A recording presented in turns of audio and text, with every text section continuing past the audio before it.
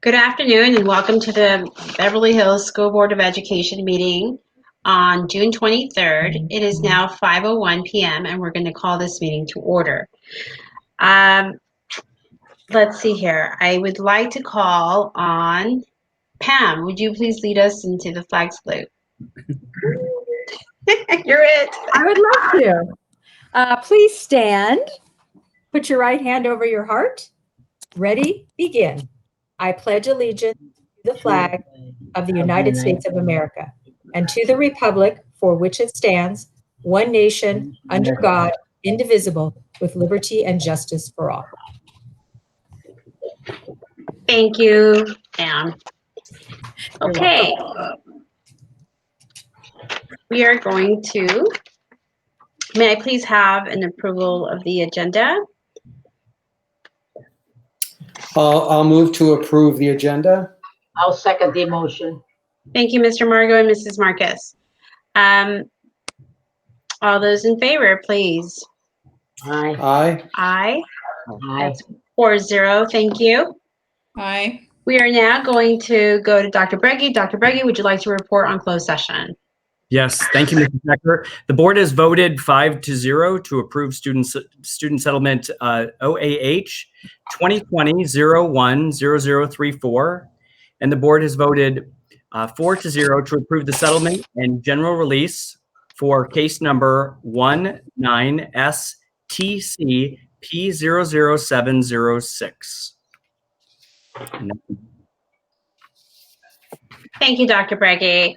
We are now going to move to public comment. So I have some letters that I'd like to read. Okay, my first letter is from Marok Yashar. I have seen the two options for the school for fall of 2020. It is extremely disconcerting that kids will have to maneuver through school without the full benefit of face-to-face teacher-student interaction.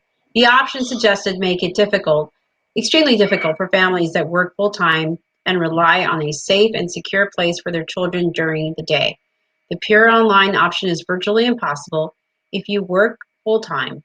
Many families cannot leave their children home all day, let alone expect kids to be actively learning online while away from teachers and parents. Many families have multiple children in different schools, and the alternative option of 1 week in the physical school and 1 week virtual learning makes it equally difficult to juggle schedules and monitor children when both parents are at work.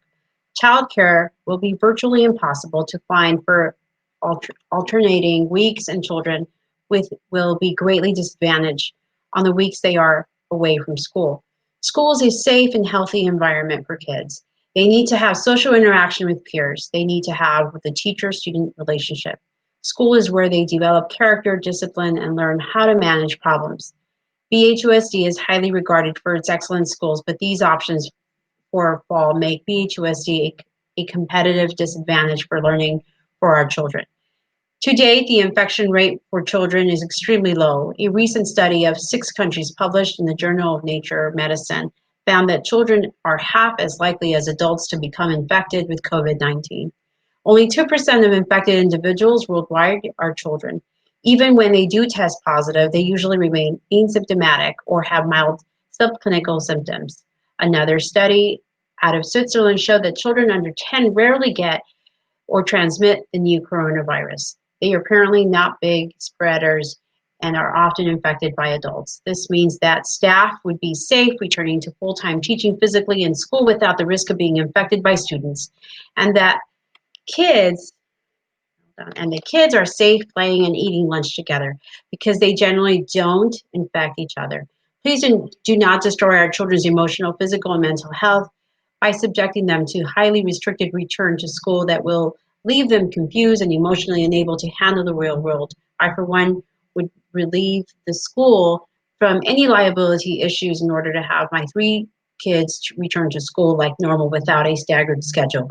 If that is an option, I think many parents would do the same thing. In addition, I want to voice my opinion on maintaining security staff at school to make sure that the kids are safe while in school. BHPD is an amazing group of highly professional and reliable individuals that keep our neighborhoods and businesses safe. We need to continue to support the police department and private security and make sure we keep our schools staffed and safe. I am for the school board. I'm sorry to interrupt. That's 3 minutes. Thank you. Okay, so I just finished her sentence. Option for safe and return to physical school for all fall 2020. Thank you, Mrs. Starkins. Mrs. Starkins is keeping time, and I'm not able to see her because I'm reading, so she will stop me short of, or right after 3 minutes, I should say. The next letter is from Anne Marie Fine. To the esteemed members of the board, my colleagues, my students, my parents, and community members, my name is Anne Marie Fine, and I have been a history teacher here at the high school since 1999 and have served a variety of other roles, including Latin teacher and Tech TOSA. I love working with your students and with you. Seeing your enthusiasm, your success, your faces is a joy to me every day and year. However, I am worried about going back to school in the fall of this year. I'm worried about the cost to our district in terms of increased cleaning supplies and staff. I'm worried about the cost of physically setting up a safe classroom, school, possible solutions, shields around desks, masks or face shields for teachers and students, hand sanitizing stations in classrooms, sanitizing stations, distancing snack stations, distance cafeteria, COVID-specific signage, sanitize extra school supplies for students who do not have their own pencils, pens, paper books, etc., reduced and flexible furniture, possible removal of carpeting, change air filters, both quality and frequency, additional time to clean between classes, additional classrooms to compensate for overflow classes. I'm worried about the procedures for checking the health of our students and staff, as well as the increased costs and time it will take for that to be implemented according to the CDC guidelines. I'm worried about contact tracing, what happens when one of my students or family member becomes ill and the entire student cohort needs to be quarantined. I'm worried about all of my colleagues who will be exposed to more illness than before and from more quarters. What happens when staff is quarantined or possibly hospitalized? I'm worried about how staff and parents are going to handle having young children at home, possibly attending an online school, yet still teaching and working outside of their home. I'm worried about how to prepare for their eventual substitutes who will enter the classroom so that they and our students will have clear guidelines to stay safe and meaningful continuity of education. I'm worried about the emotional wellness of our students as I first saw how the stress of social distancing affected my students and colleagues. I'm worried about how ill-equipped my special needs and EL students are to navigate distance and hybrid learning without additional support from aides, teachers, and overworked parents. I'm worried about how our athletic and other enrichment programs will fare through this unprecedented time. I'm worried about what toll a hybrid program will take on the fortitude of our teachers and students, as well as our district's resources. Will teachers have microphones and speaker systems in each classroom so that students and home viewers can hear through their masks and shields? Will teachers be recording systems? About 3 minutes. Thank you. The next letter is from the Honorable Howard Goldstein. Comment is President Hacker, Vice President Marcus, members of the Board of Education. As a former board member and parent of a child attending Beverly Hills High School, I'm concerned because this board has yet to appeal the ruling by Judge Wu to the United States Court of Appeals of the Ninth Circuit. As you are aware, the district has less than a month to file an appeal. Previous school boards recognized that not only was it in their legal obligation, but also their moral obligation to hold the Los Angeles County Metropolitan Transit Authority, Metro, accountable for the egregious lack of concern for safety of BHUSD students and staff. This matter initially arose due to Metro's unilateral decision in 2011 to move the alignment of the purple line under classroom buildings at BHHS. Thanks to the continued willingness of previous boards to hold Metro accountable via the judicial system, they brought to light numerous instances of Metro's failures to the public safety first. Now it's this board's turn to continue to hold Metro accountable. Having this matter reviewed by the Ninth Circuit was always the goal of the NEPA litigation. To fall short of that goal is not only reckless on your part, but means that this board did not exhaust all legal remedies to protect our children.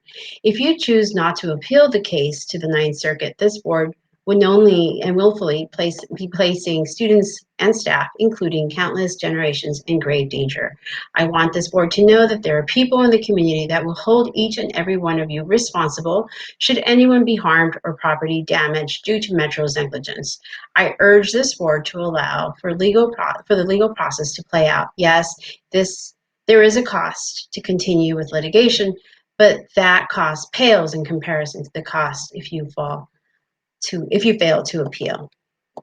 You have many difficult decisions ahead of you this coming year. However, appealing the case to the Ninth Circuit is not a difficult decision. I trust you will rise to the task. Okay, and the next letter is from Maya Soloway. I have a number of questions regarding the district's plans for the upcoming school year. I don't expect all of my questions to be read out loud or answered tonight, but I would appreciate if the board and district would consider them. Hybrid option. Can more efforts be made to allow seamless teaching during the off-week learning via Sonic? My understanding is that students can only see something on their screen if the teacher actually uses ViewSonic. But if the teacher uses another method for visuals, the students at home cannot see them and can only hear people speaking, but cannot see anyone, including the teacher.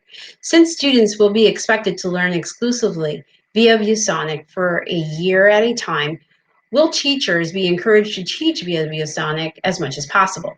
Does ViewSonic have a test-taking mechanism? In other words, if a student is at home during the week of a test, is the student taking the test via ViewSonic or via another online method? If the latter, will the teacher have to log in to another program or monitor the student? How can the teacher monitor in-class students and ViewSonic students at the same time? What happens if there aren't enough teachers willing to teach in school compared to the number of families that want their children to return to school under the hybrid option? Will some students be denied the hybrid option due to a lack of teachers or lack of capacity? While we understand the guidelines are constantly changing, I recently read a board member state that the in-class limit is 12 students to maintain social distancing. Regardless of how many families elect hybrid, what is the maximum number of students who can attend each of the 4 schools at any given week based on the 12-student classroom criteria?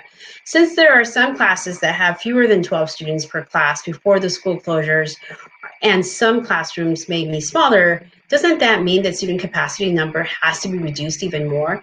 A board member mentioned an option C of signing up for the hybrid option for the honors courses, but keeping the students at home 100%. Where and how can we sign up for this option, and can we have more details? Will all electives be offered? Many students already receive their courses for next school year. If they elect the hybrid option, will they have electives listed on their schedules for 2021 school year? ILC option. Why is the district strongly encouraging families to elect this option? Is it true that there are no honors classes available via APEX for middle school students? Is the district considering any alternatives or supplementation of curriculum for MS honors students who will miss out on honors level curriculum, and high school students will miss out on certain AP courses not offered via APEX but are available at the high school? Is there any way for the district to allow a combination of the hybrid and the ILC options to allow honors and AP students to take courses they need if they don't want to attend in person? Thank Sorry, you. that's 3 minutes. I have one more letter.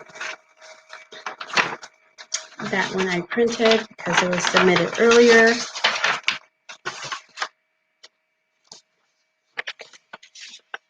This is from Jennifer. Oh, I have 2 more actually.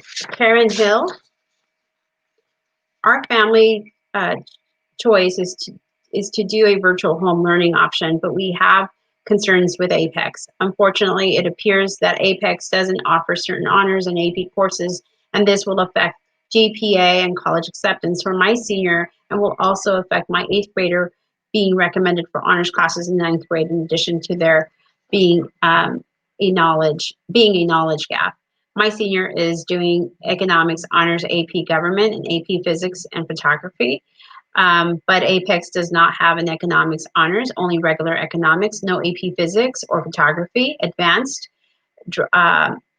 economics honors and AP physics down to the lower level, with potentially impact her GPA and college acceptance.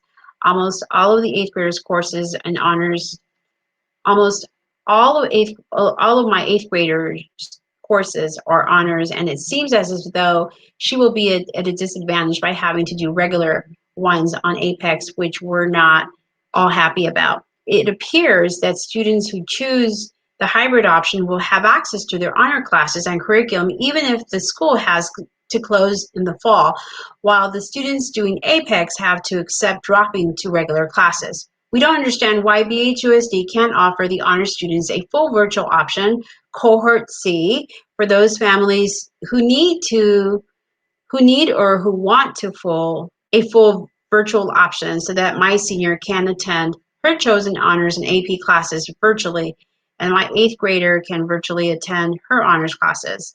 We are sure that it is possible to find a way forward without asking parents to choose between the health and our children's education. Lastly, we feel it is not fair to expect parents to make a decision and enroll by July 15, when to date very little information has been supplied. Many of us have questions and that need answers, and no one is sure what the teachers have in mind. Please consider moving this date to a later one to give us more time to explore our options. Thank you for your time, Dean and Karen Hill. And finally, I have another letter from Jennifer Turcat. Dear Dr. Breggy, I received yesterday's email regarding BHUSD proposed options for 2021. After reading the email and assessing the proposed options, I am awed by the audacity to once again impose an inferior educational product on our students. Neither the virtual nor the blended option are acceptable. Your email is long on verbiage and short on fact. You give parents 3 weeks to select an option, yet you do not provide sufficient details for parents to make informed decisions. With the resources available to you, you can and should do better. Our students deserve it. As you are aware, virtual middle school last spring was appalling. Instructional hours were cut. School met 4 days a week instead of 5. Teachers were not required to host live real-time discussions and lectures. School became a series of worksheets and projects. My students' academic interactions with his teachers were almost non-existent. Teachers continued to be paid for a full-time schedule and provided part-time substandard instruction. Shame on you for allowing this and for attempting to perpetrate it in the fall. The Independent Learning Center, the ILC, does not provide the same honors and advanced courses. That's a hybrid learning option. The website, the ILC will provide 1 hour of instruction a week and 2 hours of multi-student tutoring a week. This is nonsense. Traditional school provides 4 to 5 hours of live instruction and discussion per week, as well as a chance to approach teachers outside of the classroom. Online reviews of Apex are terrible. Reviewers indicate that Apex instructors, quote, dial it in, unquote, grade papers on, quote, autopilot, unquote, and fail to recognize students as individuals. ILC is not a viable learning option. It is an attempt to placate parents with justifiable health concerns. The hybrid model poses its own set of problems. It reduces instructional hours by creating a 4-day-week schedule instead of a 5-day week, and it is not safe. You do not indicate in your email exactly how schools will be cleaned or why they cannot be cleaned on the weekends. You expect students to wear masks all day and social distance. They are children. They will not be able to conform to current guidelines. As evidenced on my daily walks in Beverly Hills community, parents are not wearing masks at all. If parents do not follow the current health protocols, neither will their children. You are asking me to gamble my life so that my student can have an education. I am a working single mother. If I get sick, there is no one to take care of my student. Since the advent of COVID-19, the safer at home order and the closing of our schools, parents have been requesting a viable virtual option.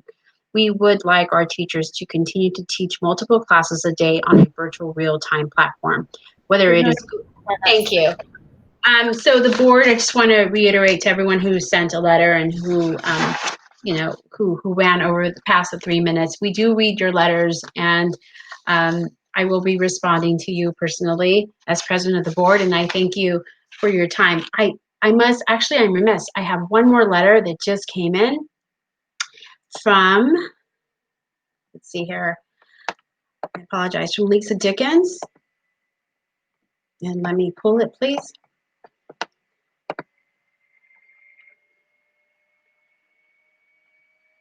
Okay.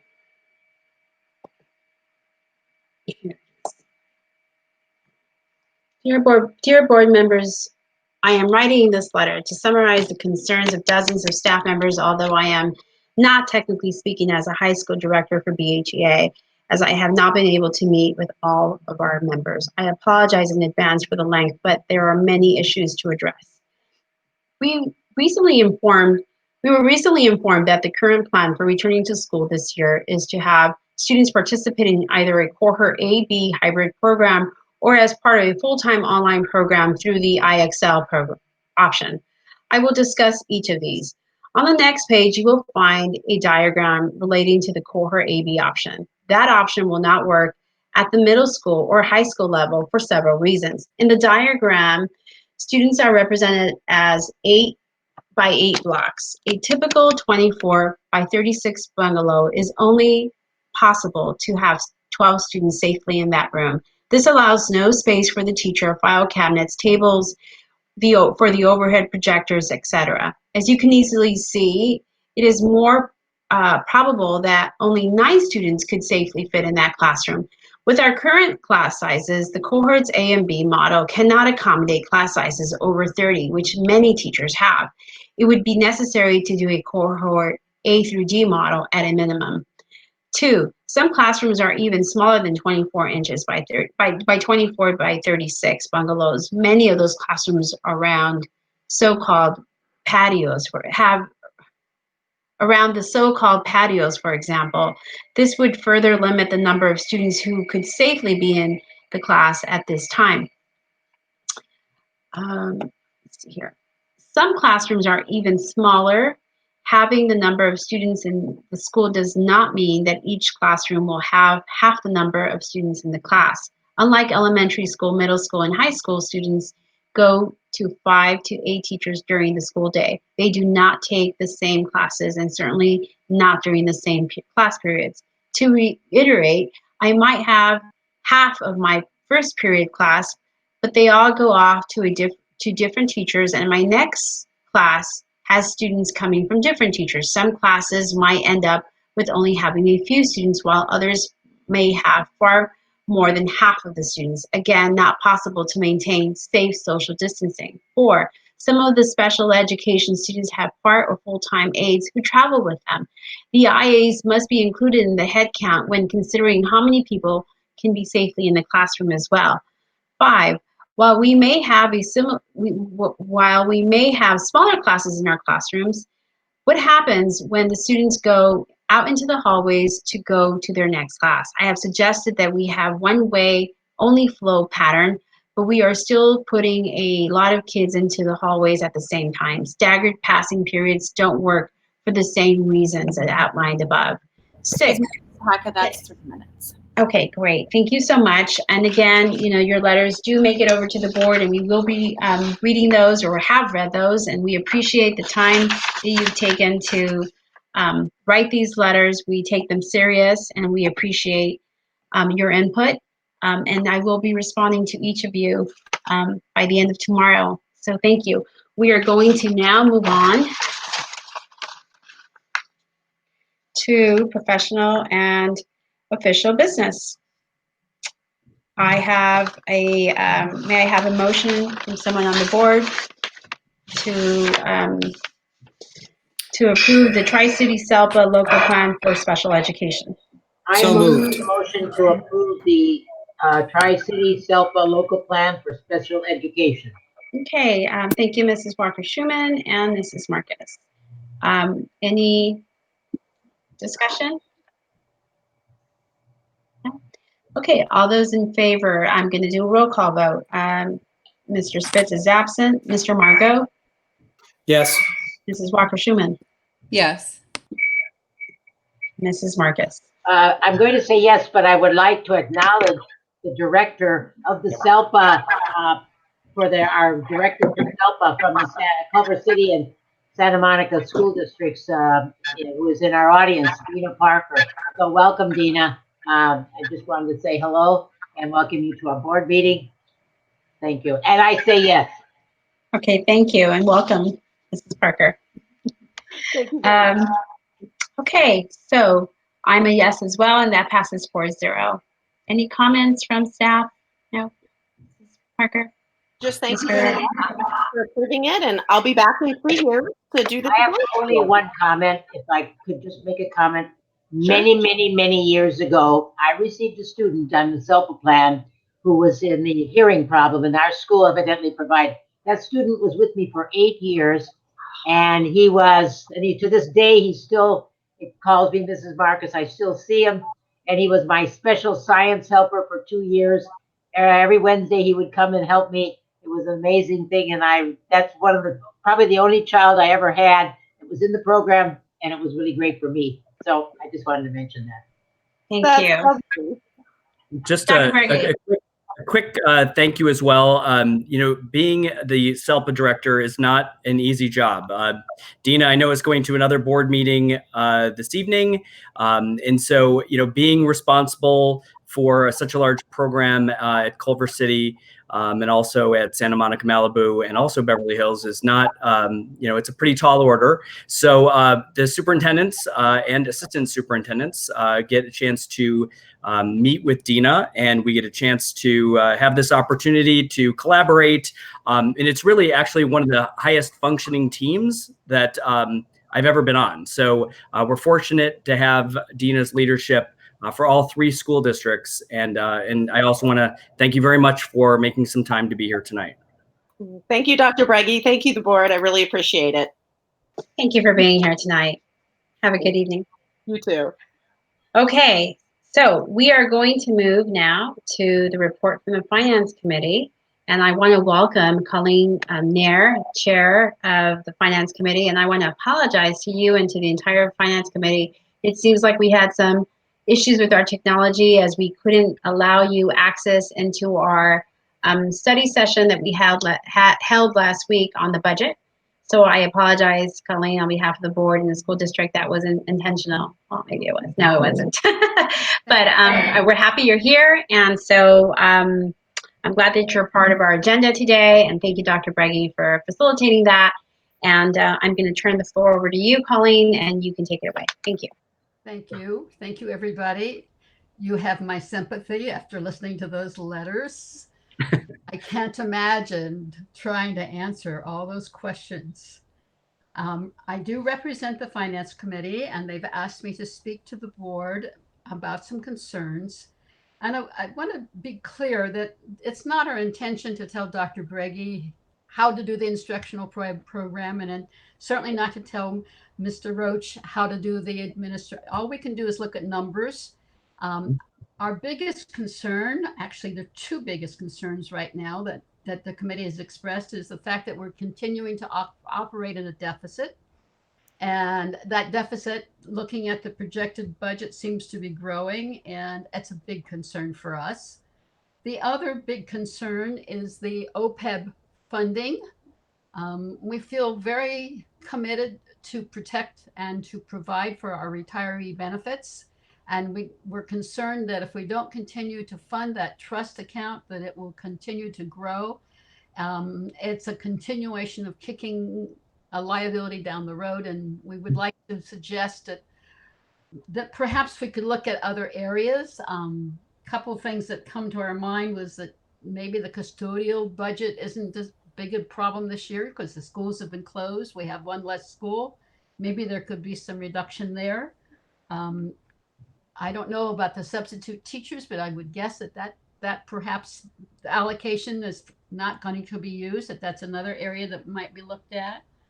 We're wondering about teacher conference costs because we guess that this last quarter, certainly since March. The teachers haven't been going to conferences, so perhaps some of those monies, maybe textbooks, could be used and reallocated back to funding that OPEB account and the trust, which is a growing liability for the district.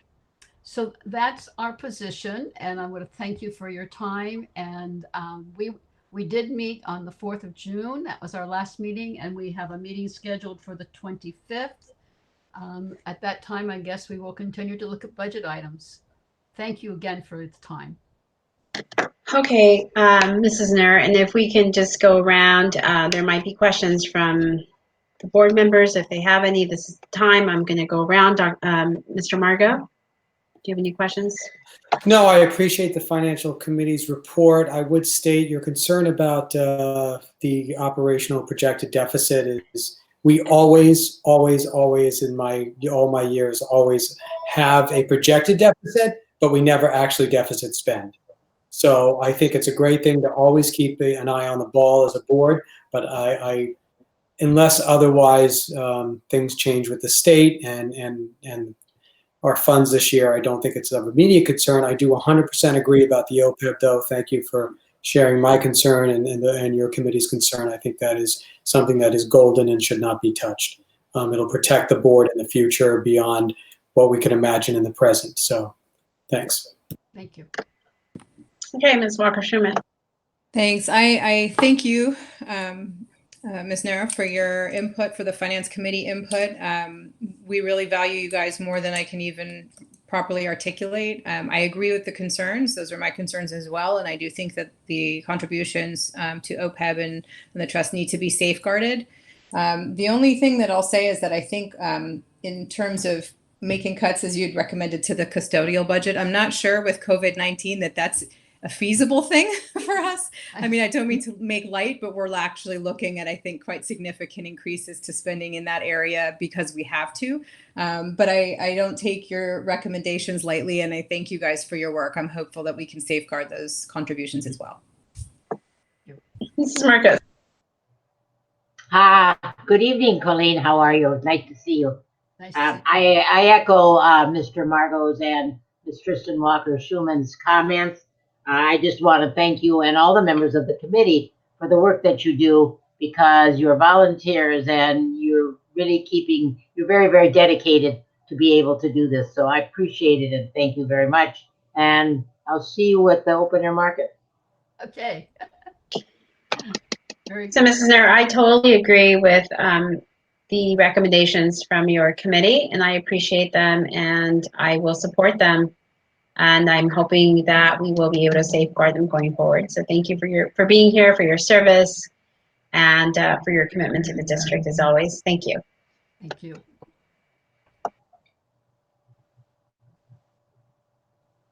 On to public hearing. I'm sorry. No, we're moving on to the public hearing for the 2020-21 budget. So I have something to read. The public hearing regarding the 2020-21 budget is now open. Pursuant to the educational codes 42127, 42126, and 42103, the 2020-21 budget has been prepared, made available to the public for review on our district website and publicly advertised as required.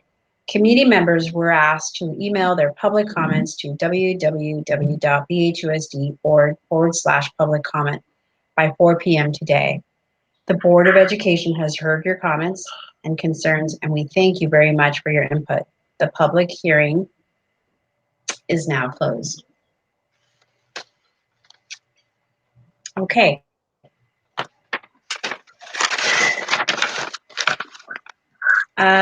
We are now moving on.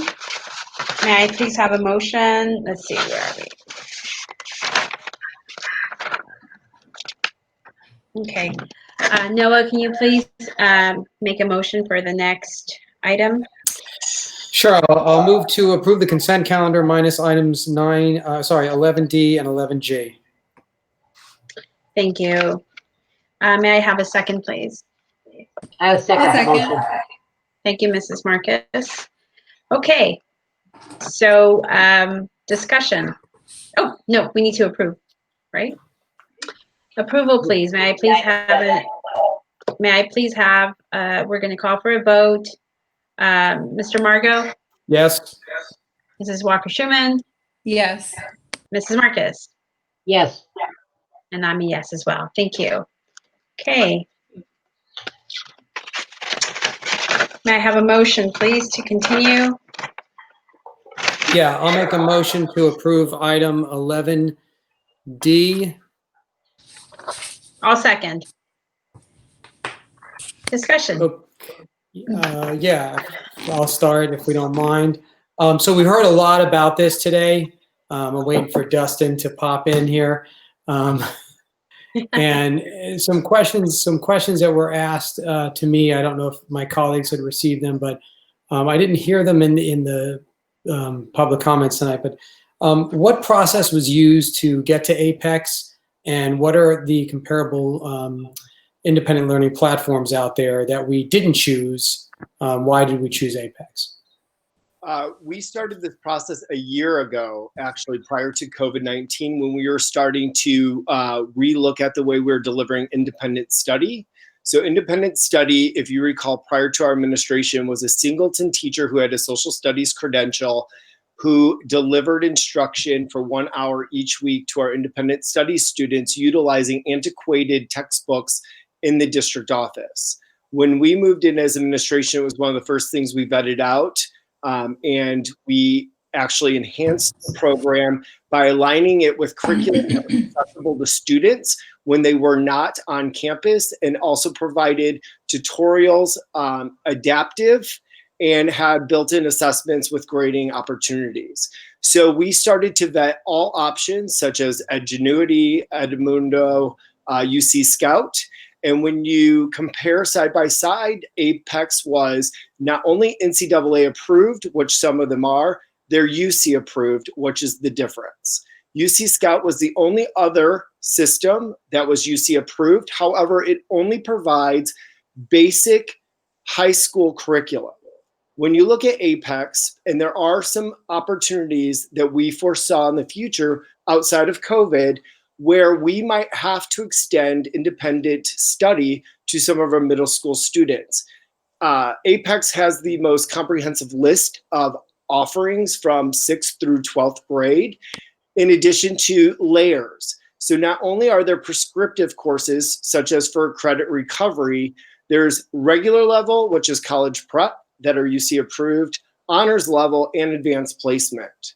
There is no option in the world that is a TK through 12th grade option, and there's no option that offers honors level middle school coursework, because we're one of the few middle schools, if you remember me bringing this to you through reconfiguration, that offers all 4 core curriculum honors level in the middle school, which was new to BHUSD through the reconfiguration process.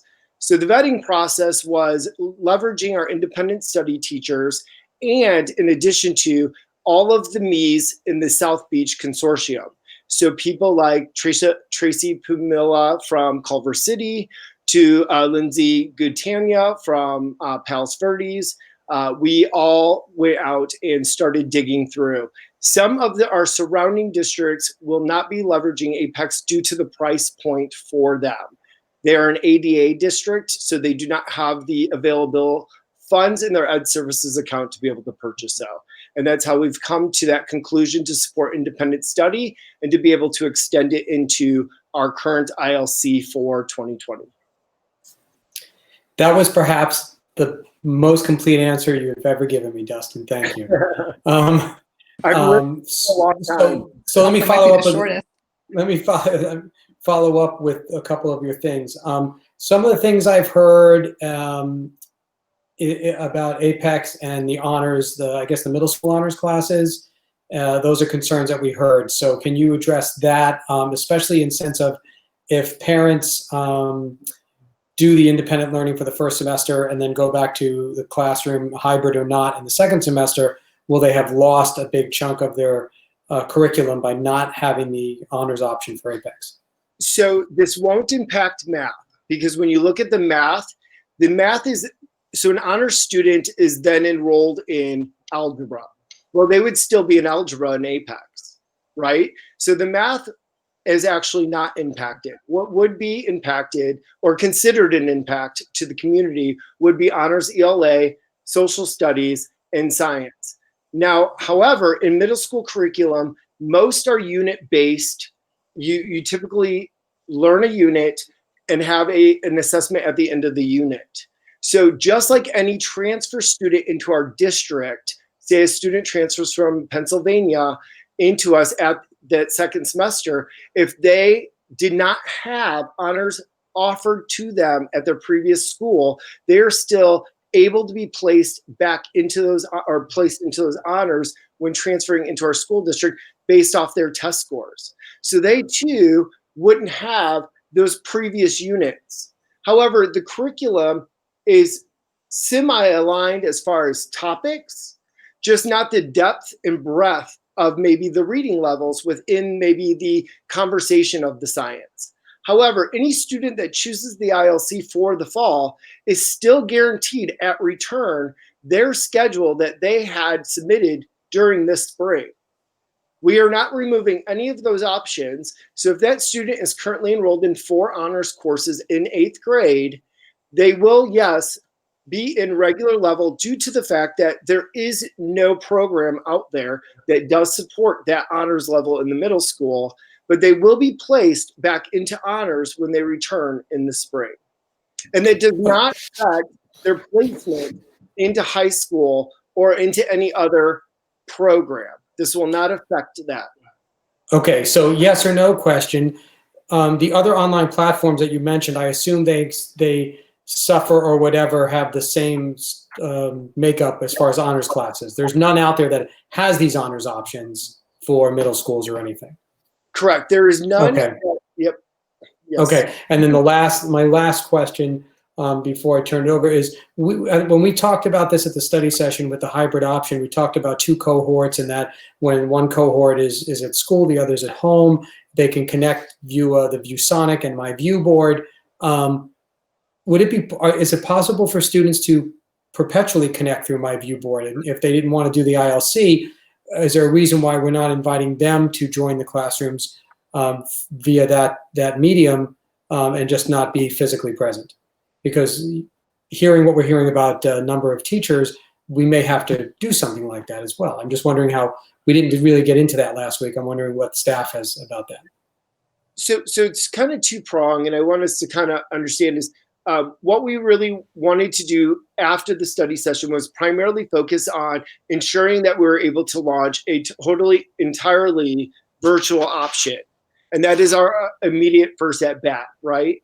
The second was the hybrid option, where we still have a lot of some of the things, and I think Dr. Breggy will be addressing this in the superintendency update, to also work out with not only our union members. So what some of the people in the community do not understand is it will be a change of working environment for our union members. So there will be an MOU that needs to be reached to ensure that that hybrid model can be delivered in the way that we are projecting it to be. And so that's where, you know, when you ask if I favor one model over the other, if I had any sort of health concerns for my family, I would look at the ILC as the premier option due to the fact that you know that there will be standards aligned, UC, NCAA approved curriculum delivered by a BHUSD instructor that already has that title of an independent study teacher. And is there a certain number of students that an instructor will have under the Apex model? Is it contract related? Is it? It's actually time related. So per CDE regulations, you cannot fulfill an independent study teacher with more than what is agreed upon within your bargaining unit. However, due to the fact of 1 hour guaranteed individual instruction, and then the multi-student tutoring options based off the time within the week, you can only assign one staff member 21 students because you have to do 7 students each day over 3-day time. And then they're charged with, because let's say Debbie Dodds is one of our independent Learning Center teachers. She is our math credentialed staff member. She holds a 2-hour multi-student tutoring opportunity. Then, and currently it happens to fall on Fridays. In the fall, it'll fall on Thursdays, where any student in the ILC that is struggling or has concerns, their individual teacher will either make a requirement that they attend the math MST, or every student has the opportunity to drop in on that MST. Okay, thank you very much, Dustin. Appreciate it. Hey, Ms. Walker. Dustin, can you tell us a little bit about how the hybrid model would align with Apex and why? So one of the things that we wanted to tackle, obviously, is our concern if there is another not outbreak, I guess that's not the, but I guess it is outbreak. If there is another directive due to either the state or federal government to close our physical buildings, whether that be the county health department, and if doing so, we needed an exit strategy as well. And part of the exit strategy, I believe that we realized during home learning, we had a lot of teachers do some amazing lessons and opportunities for our students. However, it's time consuming and exhausting, right? And so by having what quote unquote, some will call a plug and play opportunity, where we know that there is a program that's standards aligned, NCAA approved, UC approved, and it provides built-in assessments and grading features for feedback for our staff.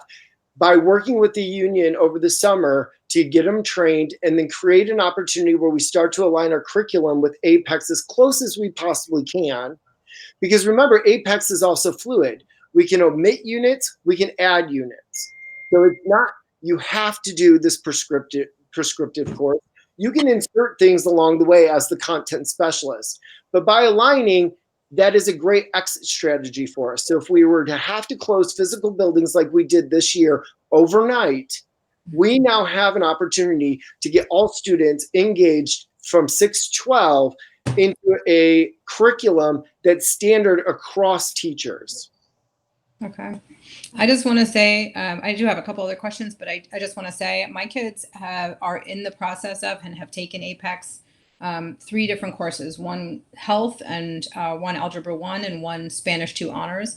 So I have a little exposure, and I have actually been really impressed with not only the content, but the way that the teachers reach out. And I know that one of the questions that a lot of people have is, if we're going to go in this direction in the fall, is it BHUSD teachers or is it Apex teachers? Can you just clarify that for us? I'm glad that you asked, because in open comment, there was a comment made about teachers being lazy and stuff. Those are the affiliated Apex teachers. So you had mentioned earlier that one of your students had actually taken a course, and you actually took it through Apex itself. And those are a different set of teachers than what we are providing in BHUSD. Our teachers are the ones that are providing the monitoring, feedback, tutoring. All that will be held by our own BHUSD members. And I could say, I mean, even with the teachers that Apex provided, I can say it was not a bad experience. I think it was absolutely sufficient, and my child did well. But I can say also that even in this pilot program in the summer, since it's being used by BHEF, which is so great because it actually gives us an opportunity to see what BHUSD teachers can do with that program, it's going phenomenally well, really phenomenally well. So I just want people to know that. Can I add to that? It's great because semester 1 just closed today, and 136 students, I believe, were enrolled in semester 1 of summer school. And at this time, we only had 4 situations where, out of the 136, where we needed to extend the window. We had students even taking courses like physics over the summer and had a great experience in that course. Yep, I have one of those. So thank you very much. Appreciate it. So Dustin, just since you kind of touched on this, and I think Mr. Margo was onto it with the, and I sent an email about this last night with the VSonic. So how do you envision that working? Do you imagine that the Apex curriculum or the goal books, let's say for the little guys, right? Because there's no Apex for the K-5. Is that going to be something that the teachers will be also tapping into during if they are in the hybrid option, when they are in the classroom, and then the students who are off campus on their off days, and if they're logging in through their computer, are they going to be, what are they going to be seeing on their on their computer, that is going to be in sync with the classroom over in the school facility? So through work of Dave D'Amico in our technology department, even within collaboration of our I4 coaches, that's why they're so integral in BHUSD. They've been able to work with ViewSonic on being able to ensure that things that are presented, written on, or projected onto the ViewSonics will be viewable by the students at home through My Viewed Board. In addition, they will also be able to hear audio. So one of the questions was, a lot of the instruction happens through Q&A in the classroom. The students at home will be able to hear what is happening, being said by the teacher and the students in the classroom at home.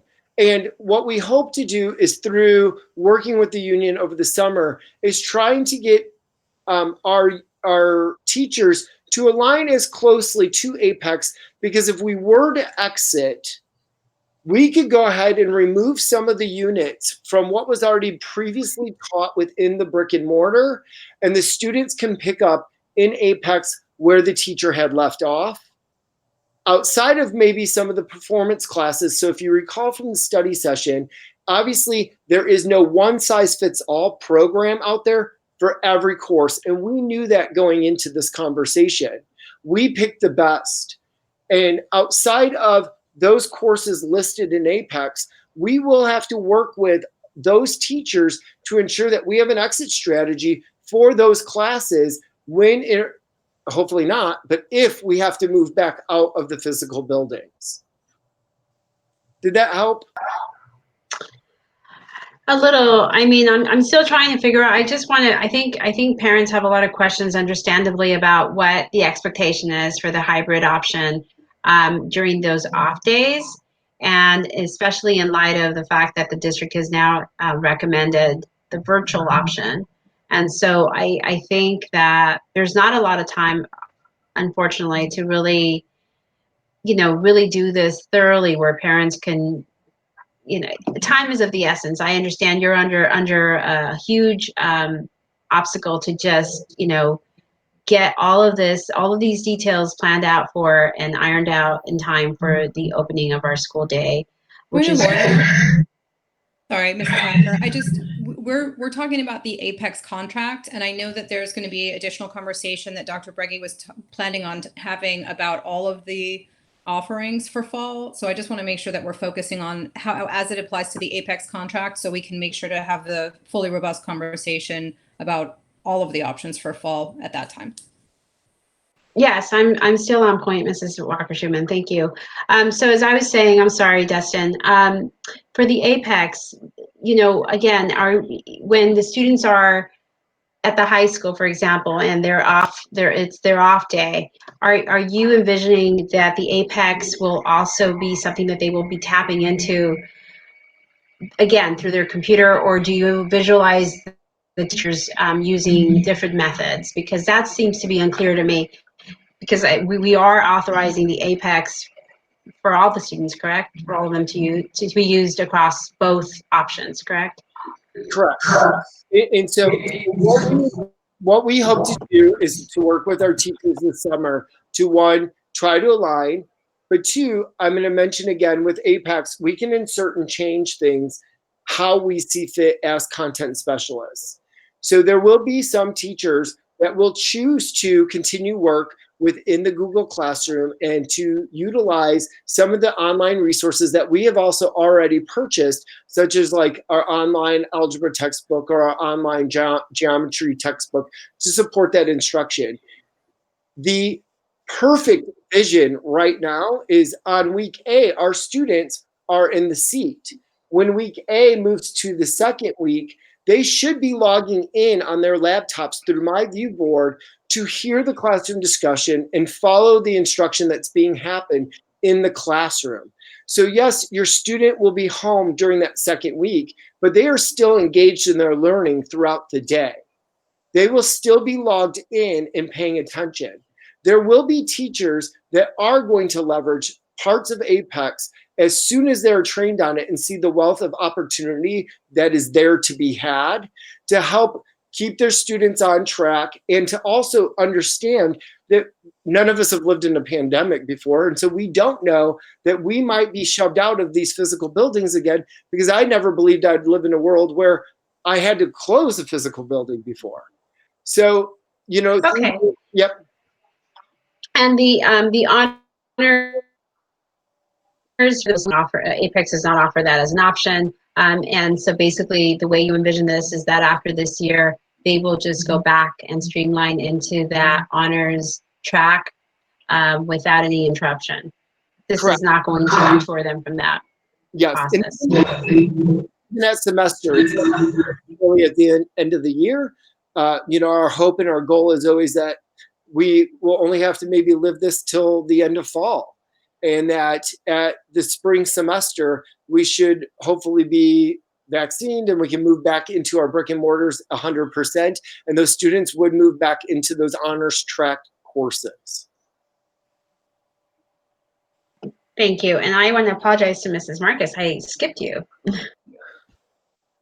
I recognize, but I was quite a lady not to say anything. Anyway, on to my concerns, because I appreciate the explanation that you gave to Mr. Margot.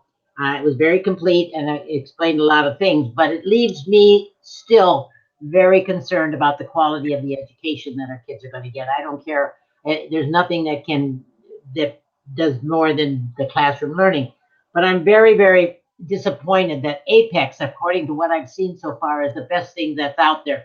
Because I went through the course of offerings very carefully, and I know there is no honors classes listed for middle school whatsoever, except that they can do it in math with the algebra, and the algebra 1A and algebra 1B. They have that opportunity there. My concern is teachers recognizing students who are honors level that will be able to move on with this particular type of situation. That's a concern to me, recognizing that. It bothered. I looked at the foreign languages. There are no foreign languages in the. There's a middle school. I guess it's middle school Spanish 1, middle school Spanish 2, and French 1 and French 2 in middle school. And I think that's middle school. We don't offer, but I think that's MS Spanish 1, and then it says it's a double thing on it. It's available only through, it's only available through the Apex Learning. So my question is, you have also things like German and Latin, and what happens if students start to want those as far as a teacher is concerned, that we don't have a teacher that's qualified? Do they get to take classes that we would not teach under normal conditions? That would not be an option then? So. No, we're when enrolled into the ILC, we will align their current schedule as closely as possible to what they are currently enrolled in. So in the middle school, your only options are Spanish and French. In addition, at the high school as well, we would only allow them to align with the current courses offered that they're currently enrolled in. The only time we would allow them to deviate from that is the electives in the CTE courses that are provided are typically a semester long in Apex. We would replace some of their current elective coursework with those options in hopes that we can pick them back up either during second semester or the following year. But they would not have German or Latin as an option at this time, because we wouldn't be able to support the second level after they've completed the first level. Okay, the other thing that I noticed that French 1 and French 2 in APEC, there is no French 3 honors or AP in French, and that is, we take such pride in that program, and it's not offered in APEC at all, and that was disturbing to me. There was some mention in a letter a little while ago that was read about a possible Plan C. Is there another plan that might be in the something called a Plan C? Did you hear anything about? I have not been privy to, a part of, or any discussion of a Plan C.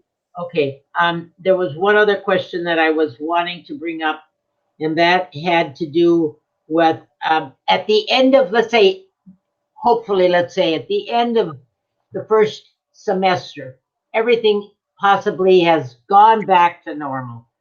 I pray, but I'm not sure. Or even at the end of the year, will our students in the ILC and the students that are in the virtual come out at the same point at the end of the year with the same education? That's of concern to me. Will they have all reached approximately the same point next June or next January if we were able to put them all back in the classroom at that time? Under this plan, would they all arrive at the end of this the finish line together? Yes. The nice part about Apex is we can even pull out data reports on the back end to identify what students weren't able to conquer or where students struggled. So when we look at intervention processes, we can see where, based off assessments or because it's adaptive, where they were unable to answer certain questions, and then be able to use that data to support them. But my answer is yes. They will arrive at the same finish line together. Correct. And it's understood that once a parent enrolls the student in the virtual, I'm just trying to clarify this for parents, because I don't want them to be saying that we didn't. If they enroll in the virtual to start with, in the middle of the 3 weeks, 4 weeks, they don't like it, they cannot move it over. They have to stay where they are. There's that statement.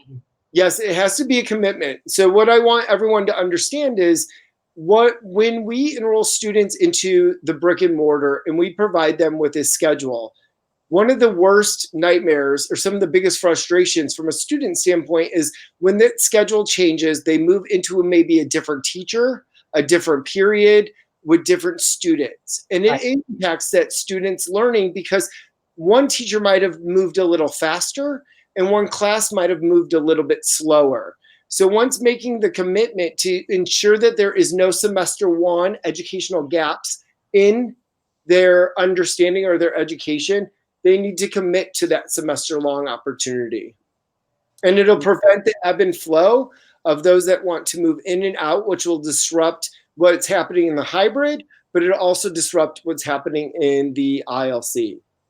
So there is no way to at least have some kind of a honors situation at this present time for the kids in the middle school at all, except for algebra. There's absolutely no way that it can be offered in any way under this Apex. At this time, there's no curriculum created. And I want to remind us too, that's unique to BHUSD, not to our surrounding counterparts. We're one of the few middle schools that actually offer the 4 core curriculum in honors. And so that is very unique to our issue. And I don't see a company being able to create and implement overnight. It's something that I will definitely reach out to Apex to work with to see if there could be in the future. But at this time, there is not an opportunity. I mean, that was, as I'm pointing out, in this district, honors classes at the middle school was a great big draw and a big, big factor in how we could really promote the school. And I think that it, unfortunately, we can't do anything about that. Can I throw out a quick so you guys have the whole information? So incoming 6th graders, there's only 56 students out of the 259 students that actually qualify for all 4 honors. So you're talking close, about 1/5 of the population in that 6th grade class is what you guys are talking about. The other 200 students, this program actually fits their current needs. Okay, and last but not least, so we're talking about view boards, we're talking about ViewSonics, these whiteboards and so on. Do we have them in all the classes now, or will there be an expense to provide them to the teachers, or are they really there so the teachers can use them now? Are we going to have to spend money to buy them? So that's part of Dave. Yep, I see David. Can I speak to that, Dustin? I'm here. Oh, okay. Hi. I asked. So you remember about 3 weeks ago, you approved the purchase of the ViewSonics for the high school, and we've ordered them. So we expect them to arrive before school resumes, and all other classrooms have ViewSonic boards in them in each of our schools. So once we have the high school deployed, every classroom will have a VSonic board. Okay, so the parents don't need to worry that we are not prepared. They're there now. And it's a matter, so the teachers, you're buying them for the high school. It's the teachers at the high school that'll probably have to have the most professional development training to use them, I would imagine. Right. So Dustin's put a communication out. The coaches are standing by to, you know, help make sure that we get the training delivered to everyone who needs it. Okay, we're gonna move on. I mean, Ms. Marcus, do you have any more questions regarding Apex? Thank you. I'm done. Okay. Okay, so I'm gonna call for the question. Mr. Marco? Yes. Ms. Walker-Schuman? Yes. Mrs. Marcus? Yes. And I'm a yes as well. Thank you, that carries 4-0. Mr. Marco, was there anything else you pulled? I don't think so. We need to make a motion to table item 11G. So I'll Thank make you. that motion. I'll second that.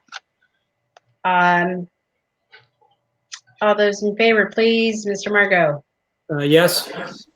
Mrs. Marcus? I mean, Well, wait, why was it pulled? Why was it pulled? Staff requested it. staff requested it. Oh, that's, okay, I'm sorry. Yes. Okay, Mrs. Walker-Schuman? Yes. Mrs. Marcus? Yes. Okay. Thank you, and I'm a yes as well. Thank you, Mr. Margo, for pulling that. I thought it was another And one. we're moving on to the next item on the agenda. May I please have a motion? We are going, oops, did I make a mistake? It's a Where are we superintendent's report. Yes, superintendent's report. I'm sorry, my agenda's out of line. Dr. Breggy? Hello. So I'm going to go over a couple of things, and I will try not to make any repeats, but I know it's part of a bigger conversation, and certainly a really important one. So let me share my screen with you.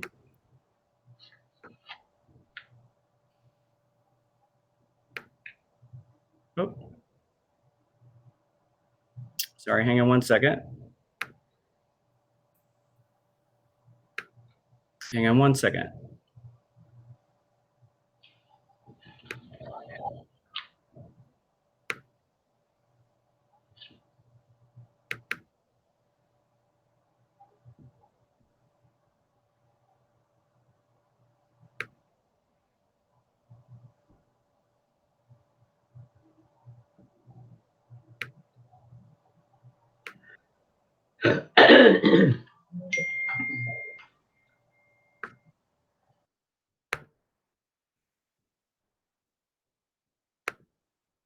Okay, can somebody tell me if you can see the screen? Yes. Okay, thank you. So I do want to touch just a couple of things before we get back to one of the most important topics, and that is preparing for the next school year. I am often asked about where we are with our strategic planning, so I'm just going to just a very quick overview, just a 30-second overview that we have not lost sight of our mission and our vision as we move forward with our strategic planning, and we are on track to present that to our Board of Education. This is the cornerstone of where we need to look to see where we're going and how we're going to be implementing our future when it comes to instruction, and also aligning that with our budget expenses. And so we're very excited to be able to show that to you. We're putting some polish on the final presentation for our Board of Education, and we look forward to doing that next month. Of course, one of the most important areas and one of our highest priorities right now is staying in touch with what's happening with COVID-19. As you know, there's an interesting thing that's happening in our community. We are still reporting the highest number of new cases of COVID-19, and yet we're still being asked to plan for the new school year. And so much like what we've talked about before, one of our greatest challenges is that we are planning for something that keeps changing and all of the missing pieces. And despite that challenge, I just want to remind everybody that every school district across the country is going through this same type of challenge, and everybody is working so hard to provide the best opportunities for our students.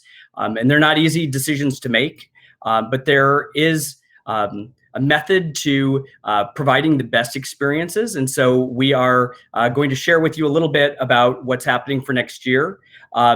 We are not experts in everything, so we are reaching out to many of our community partners to work with us on what the next school year will look like. So much like what we just talked about as far as the teaching and learning and scheduling, we presented information yesterday that has been part of our conversation tonight. And I know that some people are feeling like we're moving very slowly. Some people think that we're moving fast and taking a step back. And I think it's really important for people to realize that where we are now is we're at a point where we need to find out where families feel comfortable placing their students. And so that's why the communication went out last night. There are so many differences with our primary students, with our elementary students, and then our middle school and our high school students. As you heard with some of the earlier questions, all of that is also tied into providing an overall safe experience for our students. And it comes down to operations and cleaning and testing and monitoring students. So all of that is all tied up into one package. And of course, the instruction is the most important part, but also moving forward with a very friendly operation for where students are, and their safety is paramount to us as we move forward. So we started a think tank for taking a deeper dive into areas that are out of our expertise. And we had one meeting, our first meeting, and it went very well. As you can see on here, I know the font is rather small, but we have people in expert areas with medical and healthcare, the mental and social emotional health, putting in workplace prevention efforts, occupational safety, facility management, and just dealing with overall strategies for COVID-19. And so this team is going to be working to address a lot of the questions that are coming into play when it comes to what are the best practices to return to school for our students and our staff. So one thing that we're doing a little bit more of is getting feedback from our community, and we did send out a feedback form, and we want to encourage and ask that our community continue to send feedback and questions. As you can imagine, we are inundated with questions and ideas, and so keep those coming in. We're going to try to address those as we can, and we're putting them together. We're also going to use our community experts to help us answer some of those questions.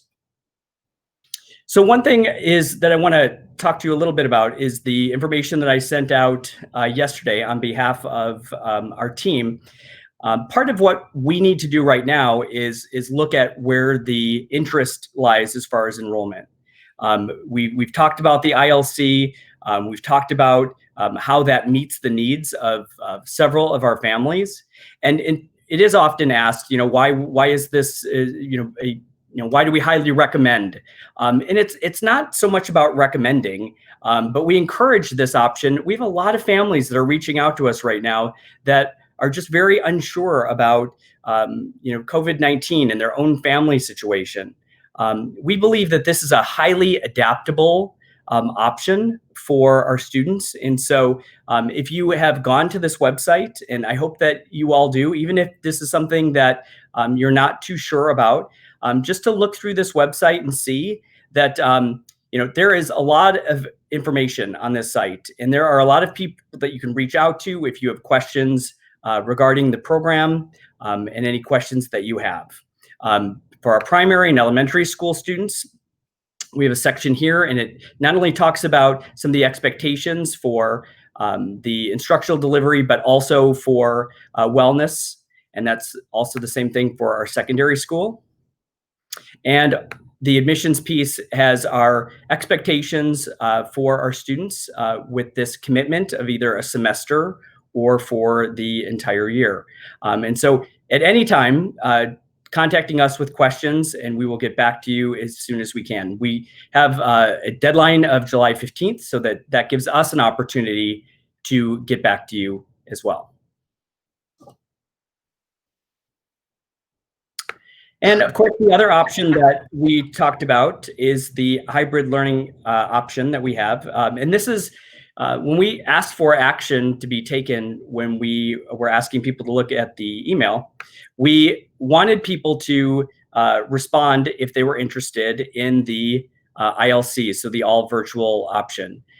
If families are not interested in that area, then students will automatically be placed into our hybrid learning option, which is, and you can see here, we talked about the cohort schedule. And it was a priority for families to ensure that their siblings were on the same type of schedule. So we have done that. And one thing I want to point out is that we're getting a lot of criticism when people are saying that they want their students to come back full time. And there's nothing more than any one of us wants than to, we would love all of our students to come back if we could provide them with the safe environment. And I want to say, and I've said this before at some of our meetings, but we may have some people that are new watching our meetings. The public health order that is provided by LA County is really the order that we have to follow. So when people are criticizing options and they want students to come back full time, we don't have that luxury. And so I would even welcome people to look around at other public schools to see what kind of options they're doing. And they're very similar. So public health, as of right now, are stating that we need to provide an all virtual option, which we've done. The hybrid learning, there are a few ways that you can do this. We've talked about this before at other meeting about having cohorts that come twice a week, and then having a Wednesday off for professional development, deep cleaning, and then also the second cohort coming for the Thursday, Friday. We chose this option for a variety of reasons, but after speaking with many staff, this provides less contact between students with new students and also with their teachers and staff as well. And so this is an option that we feel like it is, it provides some depth in the classroom. So it gives students that time in the classroom with their teachers. And then also, these schedules, the expectation, and you heard this earlier before, is that students at home are still part of the classroom. And I want to just reemphasize that a student that is enrolled in ILC you are not losing your spot in that school because you're in the ILC. Kind of like with the hybrid learning. Like we're trying to put together for you the most adaptable schedule. And it's been said before, but I think that it's worth repeating that we are charged with providing such an adaptable experience that we're ready for any scenario that comes our way. I don't think anybody was ready for the scenario with what happened in March with physical closure. And so we're at a point now where the infection rates are high, but schools are opening and things around the community are opening. So we're preparing and we're adapting towards those changes, but we have to be ready for the opposite reaction to do as well. Schools in Beijing are starting to close again. So we are staying on top of this every single day.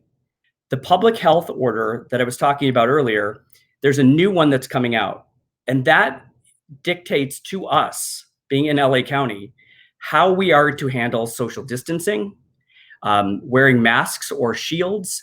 All of that is in the order. So we have to follow that. And as soon as that is out, we will share that with you. Mr. Seaman also brought up the fact that, the details to this program. And we understand that there are a lot of questions, and keep them coming. We really need to meet with our teachers. This is very different from Home Learning Plan 2.0. And we have an opportunity to meet with our teachers so that through this MOU, that we can start to plan together on what this experience looks like. And we can't do that without our teachers. So we've reached out to our union president, Mr. Ethan Smith. And so he was very welcoming on the telephone. And we will be meeting with our teachers so that we can start to nail down some of these details. And I think what's important to remember is that things are changing on a regular basis. So we have to keep this adaptable plan and be ready for whatever comes our way. And we have to be ready for if public health comes back and says that we don't have to follow social distancing, or we don't have to wear masks. We're going to be ready whether things get worse or things get better. And we're going to be ready no matter what happens. And we're not going to be caught off guard like most school districts this last time in March. So we feel like this is a pretty good schedule moving forward. We feel like it is, it's going to be a challenge for sure for anybody. And we understand the childcare issues. We understand that there's going to be some problems with scheduling and personal issues with parents having to go back to work. And so we're trying to put together plans so that our students will get the best experience possible. And we're able to then adapt with the conditions that are happening in the county.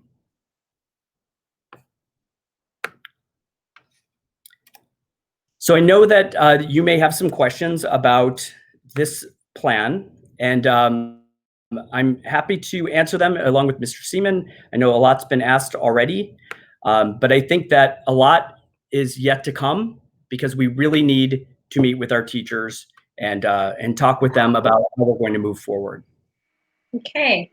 Thank you, Dr. Breggy, for that. I'm going to turn it over and ask student board member, Mr. Kashanian, if he has any questions or any comments.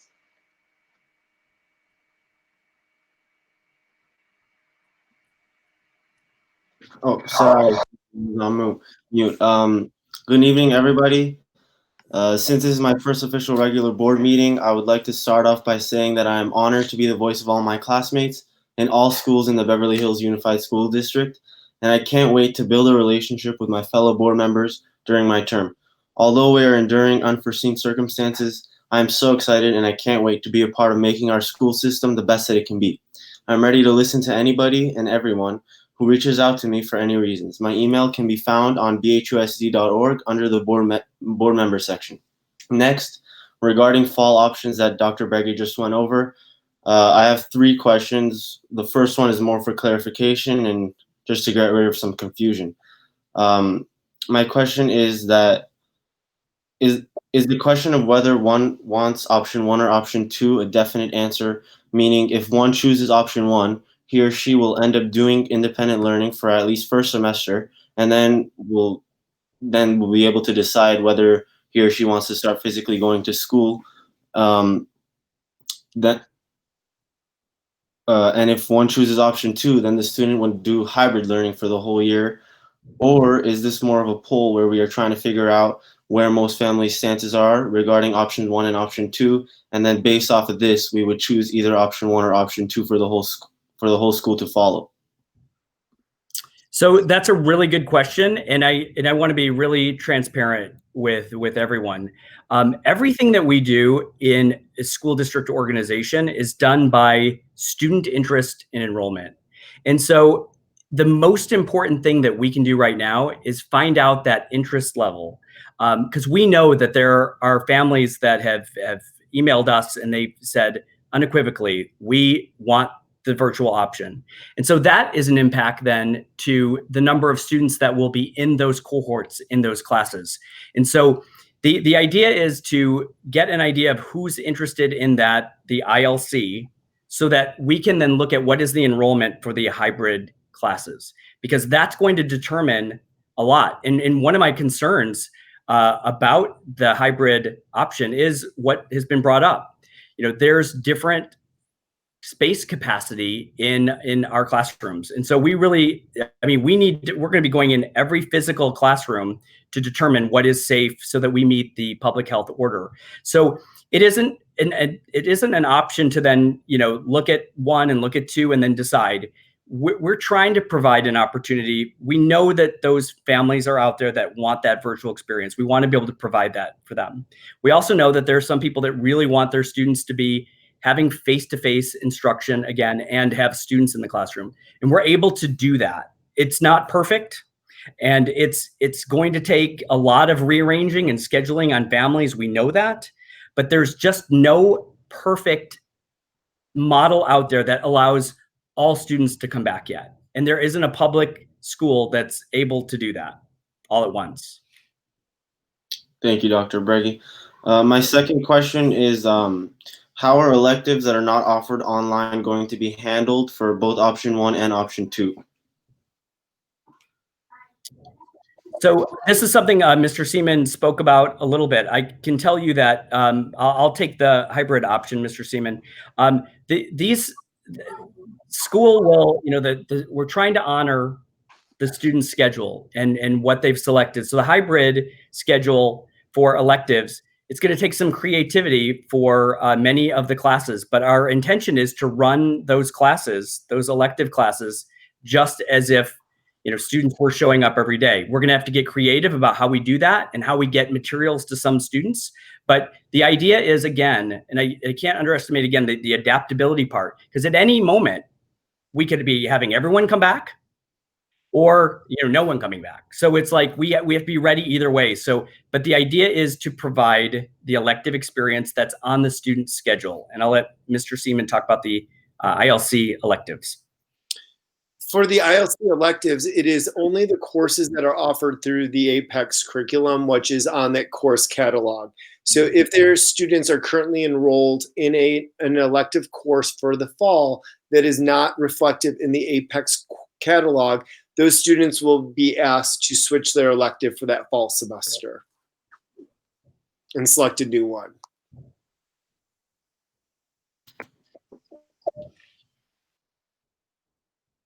Mr. Kashanian, anything else? Yes, sorry. One second here. So my last question is, can students both take classes at the ILC and using hybrid learning to limit time in the classroom, because certain classes are easier to learn through an online learning system?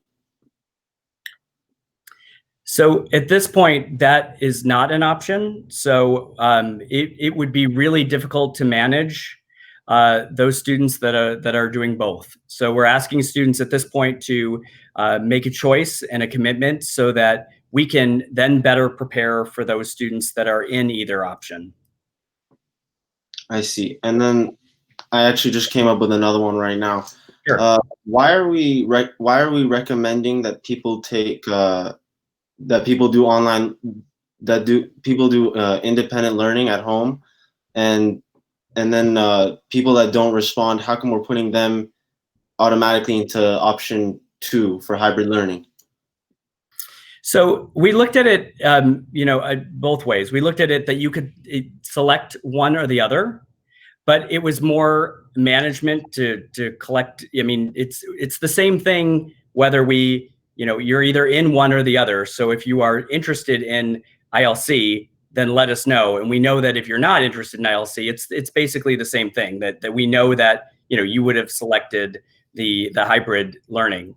And I think that I think a lot of our work right now, it's built on assumptions. And so when we say, and there is a difference between recommending and encouraging. I mean, we have a lot of families that are just trying to predict what's best for their family. And so, if you're in doubt and there are some health concerns and there are we have families that have relatives that are living with them that are older. There's just so many different circumstances, and those families that are asking us, things that we couldn't even predict. There's a lot of uncertainty, and so if with that uncertainty, then we encourage somebody to go with the ILC model, because if somebody has that many uncertainties, that's a really safe harbor for them.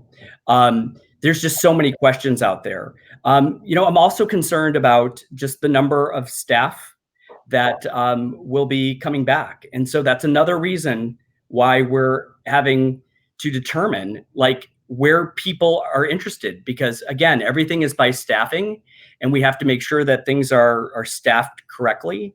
And so we have to make sure we have enough teachers in the right place. We have to make sure that we're able to meet those program needs.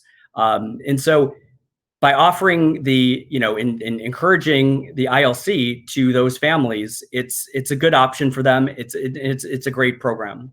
But again, it's based on a lot of assumptions. And so right now it's too early. I don't know how many staff are going to be out on medical leave or how many staff will be taking, you know, personal leaves. We're not sure yet. So we have to be ready for that. And so that's one of the kind of operational things that we have to start to look at.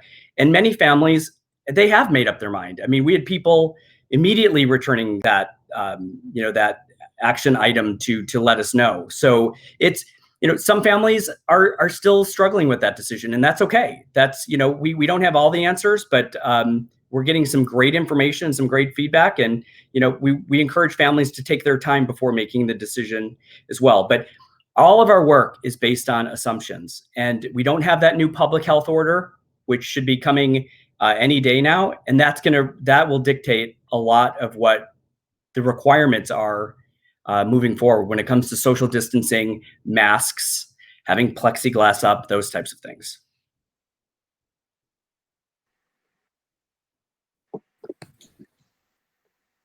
Mr. Kashanian, do you have anything else? Those are great questions, by the way. Okay, I think we lost him, perhaps. I don't see him on the screen anymore, but if he comes back, I'll ask him. So we'll move on to Board Member Margot. Thank you. Thank you, Dr. Breggy, for keeping this out in front of everybody, adapting, working on all of these details. Something I haven't heard much about, and I just wanted to kind of bring it out to the open so more people can be exposed to it, is what is going on with performing arts and athletics? I could jump in, Dr. Breggy. At this time, we still. I intended you to. Oh, sorry. At this time, we do not have clearance outside of maybe a few CIF sports to be able to participate at this time. Tim Ellis has been monitoring the situation as closely as possible. Students that are participating in the ILC can participate in extracurricular and athletic after school or before school opportunities. And that is per the independent study and CDE regulations. But at this time, we do not have clear guidance on the return of after-school athletics at this time. For our performing arts, we are still at this time under the assumption that if we work on social distancing and being able to provide protective equipment for the students, they can still participate in those courseworks, whether that be drama, orchestra, vocal music. So we still intend to continue to move forward with student schedules in the hybrid model. And Mr. Ellis can speak a little bit more about CIF sports. And again, I want people to realize too, there's a theme here because there's a lot of assumptions that are going on as far as, you know, what we're allowed to do now and where we believe, you know, the assumptions are that we're going to be able to be practicing as long as we use social distancing. So I'll let Mr. Ellis jump in on that. CIF is coming down with a memo at the end of next week in terms of where we can go in terms of what the sport scene will look like come fall, as in terms of where we are right now. They're going to put guidelines out in terms of summer camps if we want to be able to use or do summer camps with social distancing, groups of 5. There's 3-4 phases that they have in place where if you want to run a camp, you can start the first week with 5 kids and you can move to 10 kids. And so we're waiting, like Dr. Brady said, for the World Health Organization, plus what CIF is going to allow us to do in terms of where we can go. Okay. Thank you. Mr. Margot, any further questions? Thank you, Mr. Margot. That was a great question. And before I move on to the next person, I'm going to circle back to student board member Mr. Kashanian. We lost you there for a little bit, and you had asked some very, very good questions. And before I move on to the next person, I'd like to ask you if you have any further comments or questions that you may like to add. Yes, thank you. Sorry, I lost connection there. I just wanted to add on that pretty much just like Dr. Breggy was saying, everything's changing, and I don't think people should be stressing at this point. Like, we might find out next week that we're able to go back to school or that we have to go fully online. We never know. So I think people should just relax and just wait for further notice. Thank you. I love that advice. That's awesome. Please call Mr. Kashanian. I wish all our parents felt that way. Okay, so thank you so much for those closing comments, Mr. Kashanian. I'm going to move on to Mrs. Walker-Schuman. So I have so many questions, and I have to apologize in advance because, I mean, volumes. So I'm going to start with, so if students, I just want to confirm, just so that everyone's on the same page. If students choose to do the ILC, if they're in something like madrigals or marching band or choir or theater, based on the guidelines that are presented, if those things can take place, will there be a possibility for them to participate in that if they're doing the ILC for the all virtual option? They will be able to participate in any after school extracurricular activities. So if the course and the curriculum is being delivered, say during second period of the school day, they will not. Part of this is also around the cross-contamination, is ensuring that the cohorts stay together. So you have to actually envision this as being 3 separate cohorts functioning all at the same time.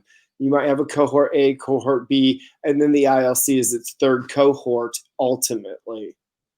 Okay. And also, I just want to throw in there too, though, that it's, social distancing and those requirements, that doesn't end just because, and I know you know this, Mrs. Walker-Schuman, but it's for others, because I've had some emails about this, that it's not it's not applied sometimes. The social distancing, that would apply even in the evening. So it's all about getting creative about how can we involve as many students in extracurriculars at night, in a way that we can involve people, but follow the public health order as well. Yeah. So a couple things, and I'm going to kind of bounce around to different topics here because there are so many things to cover. Has there been any kind of plan vetted yet, or any potential plan for if there is a positive test case, either with a staff member or a student or faculty member? So that's an excellent question. And so that's also going to be in the public health order that's handed down. But one thing, and this was the beauty behind our think tank, is that we have experts that are in this area that have actually done this in their own workplace. So what's fantastic is some of the conversations that are taking place about what they've done in their own workplace to ensure that they have a procedure when people are coming in, and people are, temperature screenings are happening, and holding areas are happening. If somebody is, if there's some suspicion that somebody is not feeling well or has been in contact. And so those are all the things. At the last meeting, I said, I felt like our administrators are going to be like public health officials, because we're going to be putting on that hat, because that's just as important to keep not only our students safe, but also our staff. And so that's what we're working with the think tank with, and what an incredible amount of talent and experience that's in there. But we're going to be designing exactly those things, and we'll share that with the board as soon as we start to put that together on paper. Mm-hmm. Thank you. So one other question, and I know I'm guessing a lot of these just don't have answers, but I want to make sure that the parents that are watching and the teachers that are watching, because there's a lot of them, know that we're really trying to approach this in a thorough manner. So one of the questions that's been bantered around is how will classrooms be disinfected between different classes of students, even if it's one cohort on a single day? Like a class goes in, it takes place, it leaves. Is there anything operationally? Are the students wiping down their desks like Orange Theory Fitness when you wipe down your gear? How are we doing cross-contamination in the same class? And actually, I guess, will that be driven by the guidelines also? So yeah, partly yes, but I also think that, and I've said this before, that I feel like we don't need to be that district that's just doing something just because another district's doing it. So that's why tapping into our experts in our community, I don't want to do the minimum. I don't want to do what somebody else has just come up with, at a school district that's adjacent to us. What are the best practices? And so when we have people that are going to help us do that, but most importantly, what we're going to do for the board and for the community is that we're actually going to be setting up some classrooms that are, this is a great visual for people so that they can see what social distancing looks like in a classroom at the elementary level, the middle school, and then also the high school. And then we're also going to not only look at that from social distancing with students and staff present, but we're also going to be using that as like a test case for cleaning. So that, because I know that parents and staff want to know that exact question. How is this being done? When is it being done? Who's doing it? And so that's the best way for us to be able to share and explain that, is to have like an example, like an exemplar of, here is a classroom of 10 to 12 students. This is how it's going to be handled, not only from the student perspective, but also from how things are being cleaned, when they're being cleaned, and so forth. Thank you. Has there been discussion about testing, having all the students and staff tested for COVID before they come back to campus if they choose option 2? So there hasn't been a discussion yet about that. I don't know yet if that's within our purview to be able to even do that. But the public health order that the superintendents in LA County were able to preview, that information has been in those drafts. So that should be coming out as well, as far as what the procedures are. And they'll, like anything, it'll be, there's going to be some things that we have to do, and then there's going to be things that are recommended that we do.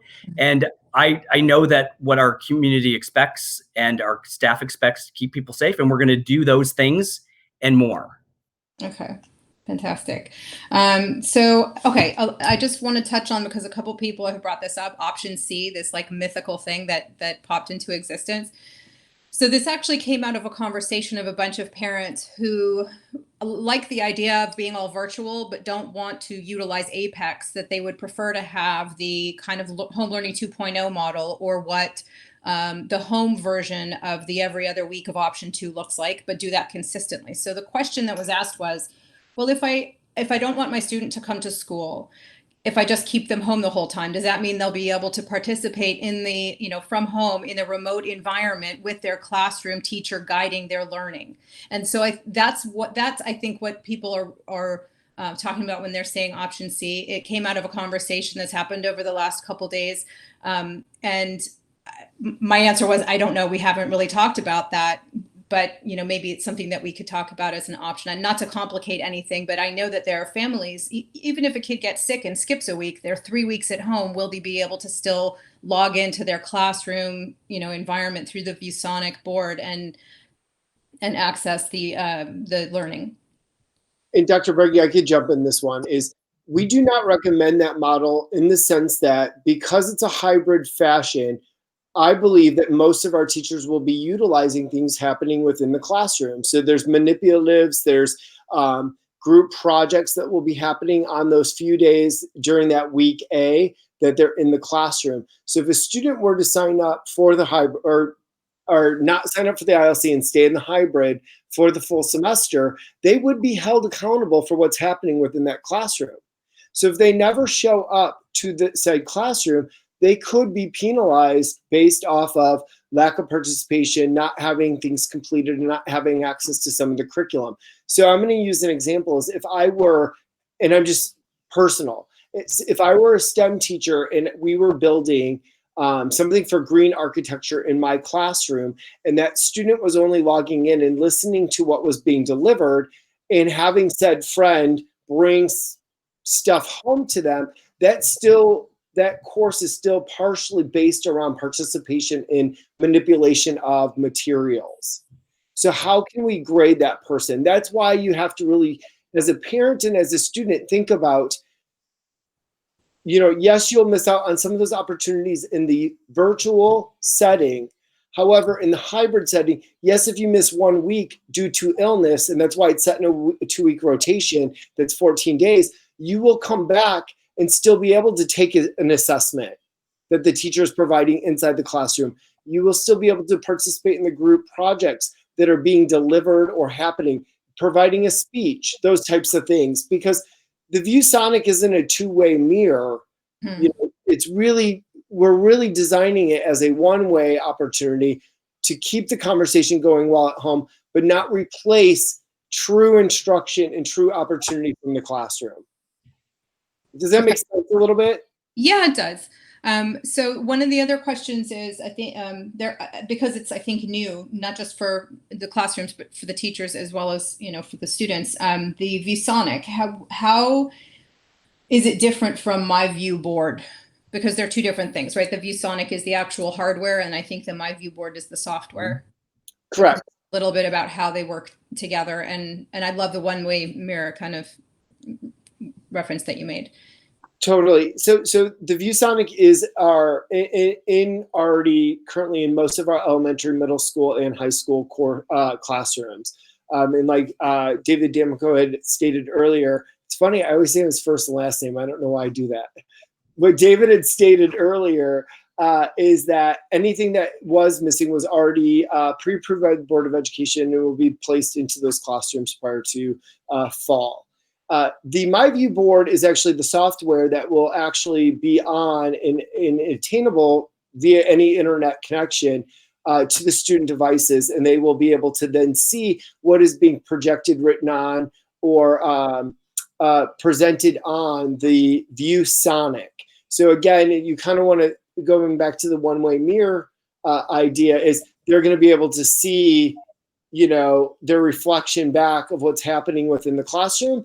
They're just not going to be able to see the students or the teachers. However, they will be able to hear the students and the teachers through the audio connection through the ViewSonic, which then will feed through the MyView board, which is the software on the laptops and devices.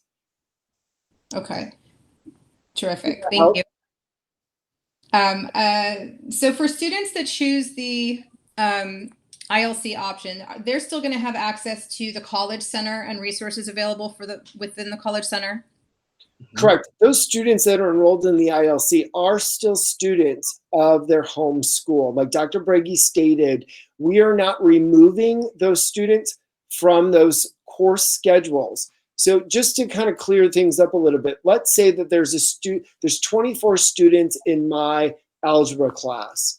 When a student opts to take the ILC for the fall, now I have 23 students.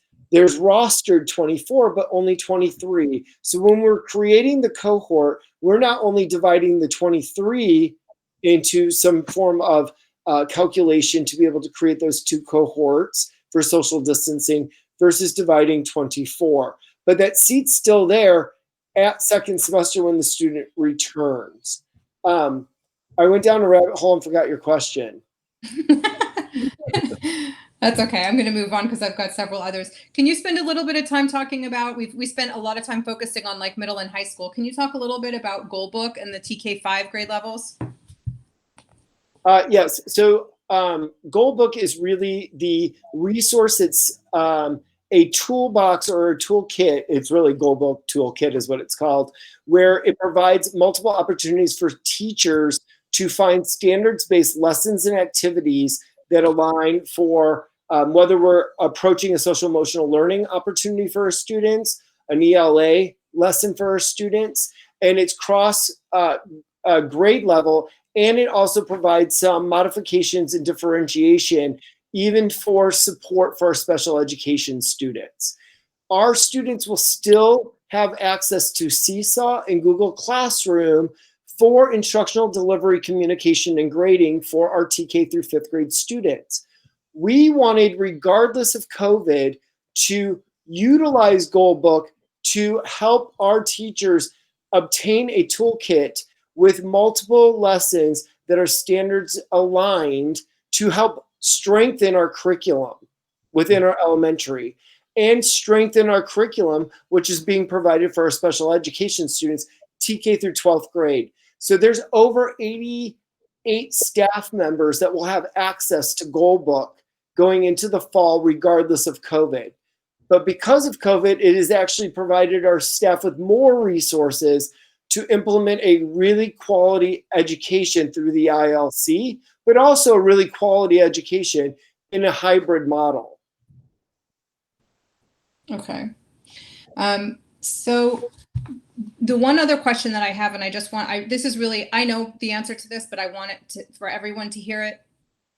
In the event that we have all these families that opt for the hybrid version, and then we have another spike and we end up having to close the schools, I know that the alignment of the curriculum will be with Apex, but will they actually be using that platform, or will it mimic more of like a round 3 of home learning? Because I know right now with BHEF, there's 2 different types of platforms being used in the summer program. There's Apex, and then there's the blended learning, which is kind of like home learning 2.0. Although personally, I think it's actually being operated at a totally different level. I've been really happy with it. But for the families that are going to hybrid, if there's another peak and we have to close the schools, what would it look like for those students and for the teachers? So again, that's where we hope to align as closely to Apex as possible. So when we exit, our exit strategy would be able to have that plug and play option for the majority of our coursework. Mm-hmm. However, again, the performance-based, and again, I'm going to use an example, AP Physics is not offered through Apex. It is the only system I've seen it at this time offered through is UC Scout, which isn't NCAA approved. But we would try to band-aid or put together or leverage the content specialists in those performance-based classes to create really great opportunities as an exit strategy for those courses. Our hope is that we would get work with our teachers over the summer to see the value of having the Apex as that exit strategy in case there's another outbreak in the fall. Mm-hmm. Fabulous. So again, I apologize for taking so much time. I have so many questions. There's actually even more than these, but I'm gonna move on so my colleagues also can ask some questions. But I want to thank you guys because this is really unprecedented. And what I really want the parents to retain is that we are doing our level best to try and make sure that the curriculum and the delivery of education is absolutely top notch.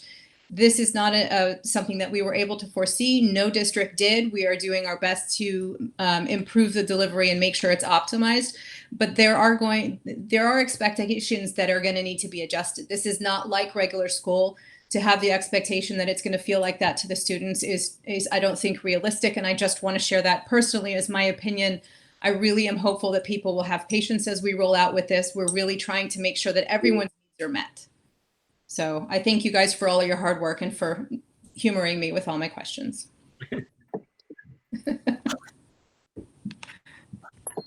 Thank you. Mrs. Marcus.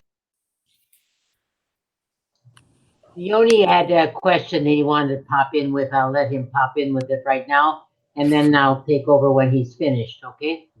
Yoni, you had a question? Yes. So for the home learning, I see how you can't take like some APs, like AP Physics. But if I did the hybrid learning, let's say, would I be able to take AP Physics? Mm-hmm. Correct. Yeah. Yep. You're in the hybrid. We are offering the exact courses in what you enrolled in the spring of this year. Okay. Thank you. That's all. Yep. So in other words, okay.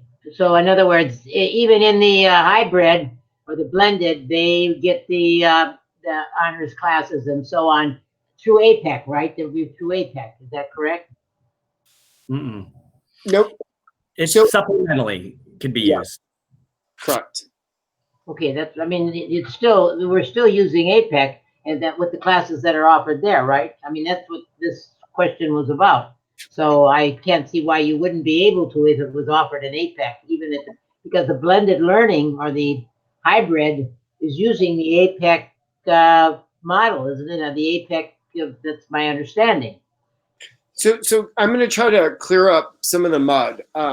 So the ILC is based on the Apex and Goldbook utilizing Google Classroom and Seesaw for the TK5s, and then Apex 612. Yeah.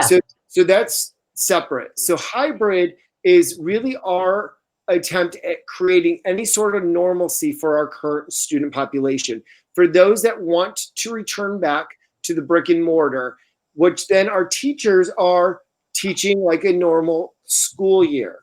What we're trying to do is work with our teachers over the summer to align us closely to APEX. And as some are trained, some will absorb it, take it on, and utilize it in the case that we have to leave campus. But not all of them have that opportunity due to the fact that APEX, not one size fits all. So there are courses like AP Physics where we're going to have to work with our AP Physics teacher to ensure that they have enough resources and tools in their toolkit before or if our campuses were to close for those courses. Those that we can do a one-for-one for, we will work with those teachers over the summer to get them to a place where they would feel confident and comfortable leveraging APEX if we were to leave again and campuses were to close. And that's what makes this so challenging is that while we're looking to make sure that it's again adaptable if things get worse and we've got to be more restrictive, but also we're trying to keep it as real as possible as well, so that it's an easy transition back into the classroom as well. If we're at that point where all students are going to be welcome back at the same time. So that's the ongoing challenge that we have, is to keep it real, but also ensure that our students are ready to be in a more restrictive environment. Okay, I asked this question once before, and I just want to make sure that I understand this, because I'm as muddling as this is for me. I can just imagine the parents out there having equally as much trouble with it. I'm not in the school. I don't have students that are going to be taking classes, and I'm trying to be as much help as I can to the parents out there, to the students, to help them if they should happen to call me. What I want to be, if a student is in, let's just take the goal book student. Let's start with the K-5. God forbid that we have to go back to the classroom, and we are on hybrid and we are on independent learning, both in the goal book with the elementary. What I want, the kids that go back, if they have to go back to school or back to the independent learning in the elementary, supposedly they should all be pretty much on the same level at that point, depending with little differences. So kids that they're all getting the same material at the same time is what I'm saying. Yes, our independent learning teachers are not removed or not outside of. So an example is, even during home learning, our ILC teachers were participating in department level meetings. So I will utilize Lauren Newman, who kind of supervises the English portion of our Independent Learning Center, would sit in on the high school English department meetings to ensure and understand what is happening in the brick and mortar, which would reflect in the Independent Learning Center. It'll happen the same TK through 12th grade.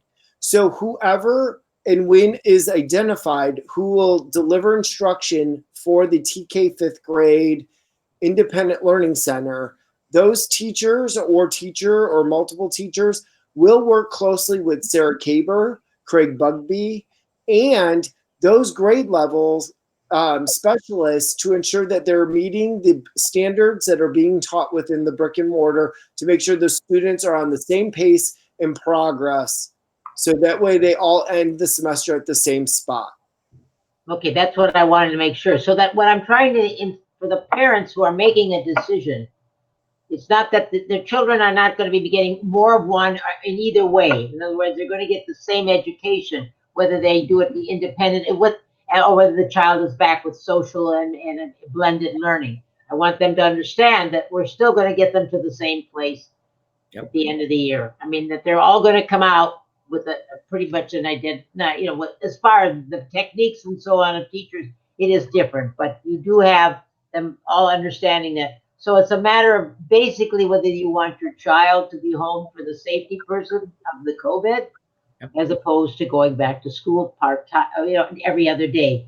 And remember that if a student is going in the hybrid, and I'm saying this for the benefit of the parents now, if they go on week 1 and then something happens and they get sick on week 2, and when they go and they're still good, or they're not there, they're still going to get the same information at home during week 2 when they're off, and then when they go back, they'll be right back with the rest of the class. So that there's always, they're keeping up, if they're keeping up to the learning in the classroom. So it's just like a continuation, but you're not there. That's the point I'm trying to make. So, I mean, it tries to clear it up a little bit for the parents. As far as the APEC in the middle school, and that's going to be some change for the parents. They have to understand what will be and what will not be available. What I would like to know, Dustin, is the electives in the middle school for the kids, that because of the APEC, those offerings were not, we had such a wide variety of kids this past year. I remember with the reconfiguration, it was a wonderful experience. They're not going to see that, I don't think, next year as when school starts. They're not going to see that big selection, I would imagine. So for the ILC students in grades 6th to 8th grade, the nice part is the majority of the APEX curriculum for electives and CTE courses are semester long. So if a student takes the ILC in the fall, if we don't have a direct match for what they signed up for at BVMS, we will work with that student to select a new elective.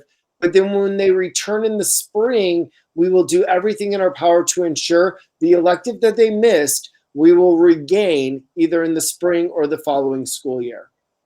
Okay.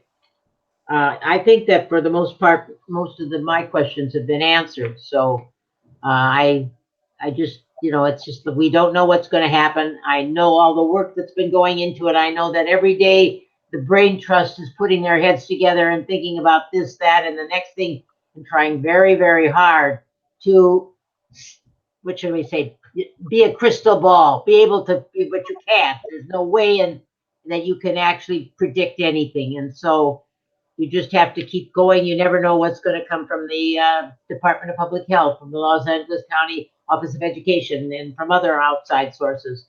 I really appreciate the hard work that you're doing, and I hope that the parents know that this is not something that we are sitting back and waiting. We are being proactive about a lot of what has to be done.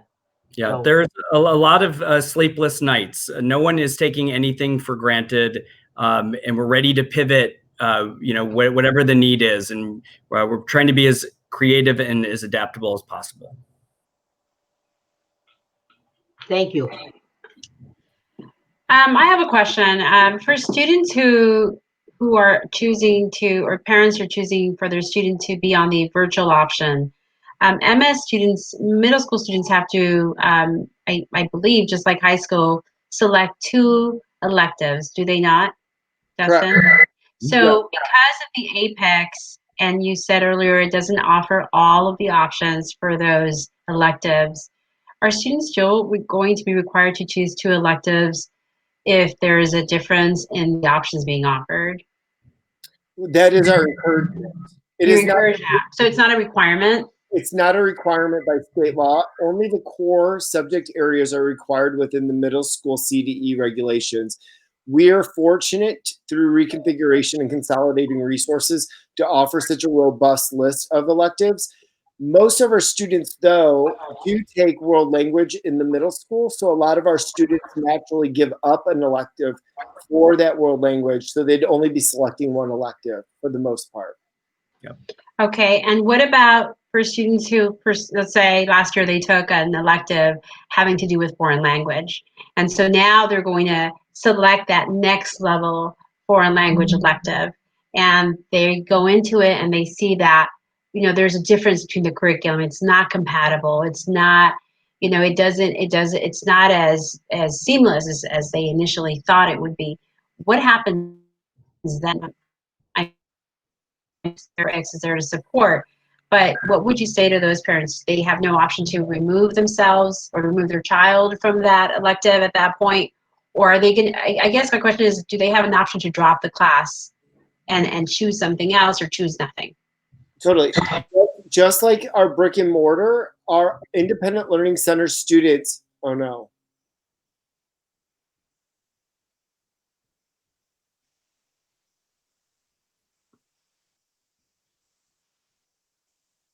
I'll wait to respond. I think she got lost.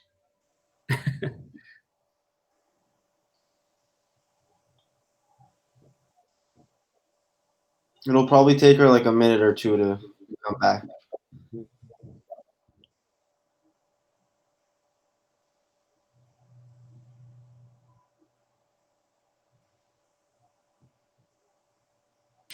In the interim, if I could just interject a quick question so we don't have dead air time. Dustin, can you just summarize really quickly one more time with the ILC? The classes will be overseen or mentored by a teacher, but also have the 2-hour blocks of subject time where kids can ask questions if they have them? Correct. Our independent learning center, and I think it's okay to share even, we already have 87 students that have already enrolled into the independent learning center within the first 12 hours of submitting information to the community. From there, we already know that our current staff will need to possibly increase, and that's something that Dr. Breggy and I will work with our assistant superintendent of personnel services to tackle that as we get closer to that. However, we do and will have teachers accessible that are content specific for the 4 core subject areas. So the teacher will be, not only will a student be assigned an individual kind of mentor, monitor, feedback, checking progress, checking in, watching accessibility issues, those things. Outside of that, we're also providing additional opportunity for additional teacher to make a connection with them through an MST, multiple student, but also allowing the students to meet each other too. So I think one of the questions is my student going to be isolated? No, your student not only will have a direct connection with an adult in BHUSD, possibly 5 adults, because there will be 4 different MSTs run. And so your student can have an opportunity to pop into a social studies, science, math, or English MST, and then also meet the other students that are in the ILC through those MSTs. How is this different from the ILC, which was a trial program last year? Are you saying that this ILC is different than the APEC at the high school now? Isn't this the same? No, it is not different. It's an extension. Instead of recreating a wheel that we know is proven success, we extended it down to the TK through 12th grade students now. So now all students in the district have access to it. To an ILC, then it has nothing to do with the virtual learning and with the blended model. This is strictly a different program? No, it's the exact same program. No. ILC, as I understand it, it's our independent learning center, right? Correct. Is that the same as our virtual? Correct. It is the virtual. Correct. Okay, I'm giving it different names, and I think that's Okay. Yep. I have one other question really quick. And this actually was something really more for the high school parents, because I believe this to be true. It's what I was told from a college counselor, but I just want to confirm this. For our students that are juniors and seniors that are going to be applying to college in these times during this pandemic, do the admissions officers and do the admissions teams know what classes are offered and how things have changed in the offerings at the school when they apply? So let's say someone opts for the online, and ends up not being able to take, let's say, AP Physics. Will that school know that wasn't an online option when they apply for college for the fall for admission? 100%. So what most people might not be aware in the community is every time a student applies for a post-secondary option, a school profile is provided to those universities. Every year we have to update our school profile. That's one of the responsibilities of our college counselor, Casey Raleigh, and our high school administration. We have to reflect within that school profile any sort of significant changes to curriculum, opportunities, offerings. So an example would be, I'm going to use a former example of my former life. We used to offer German in my former school district. As soon as we flushed all the students past German 2, which would be the minimum requirement for a post-secondary option, we then had to include in our school profile the following 2 years why those students that had German 2 could not have German 3 or German 4 on their transcript, like said a student with Spanish, because it was a discontinuation of program within our school district. So that's the case for anything. So an example is, as Casey, myself, and Mark Mead will start to write the school profile for this fall of 2020, the reflection of the move into home learning of second semester of last year will be highlighted. In addition, it'll also highlight the fact of the changes of how we're delivering instruction this year for your current senior class, to ensure that every post-secondary option understands that we didn't change grading practices, we didn't do the following things that some other districts had to do. So the impact generally, or the impact would be the same as these schools deciding no longer to use ACT and SAT as qualifying standardized tests, not counting necessarily the AP exams this year because they were so different and administered in a different environment, or even the subject tests for SAT that normally are given. All of those things right now are options for most universities across the country because of the current situation. So just so that all the parents know, because of all those changes, your students will not be penalized when they're applying to college, particularly in the next couple of years. Those admissions boards will know what changes happened at our school.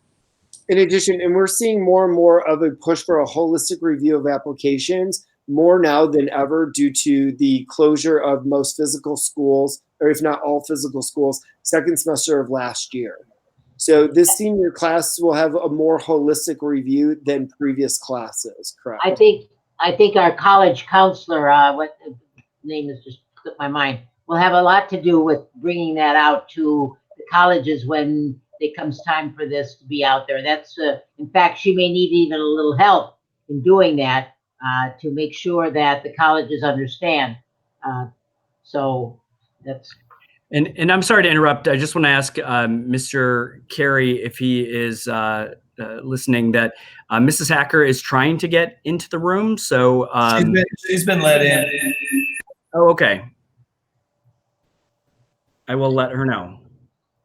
I have a quick question while we wait. So for what's the plan for fall sports?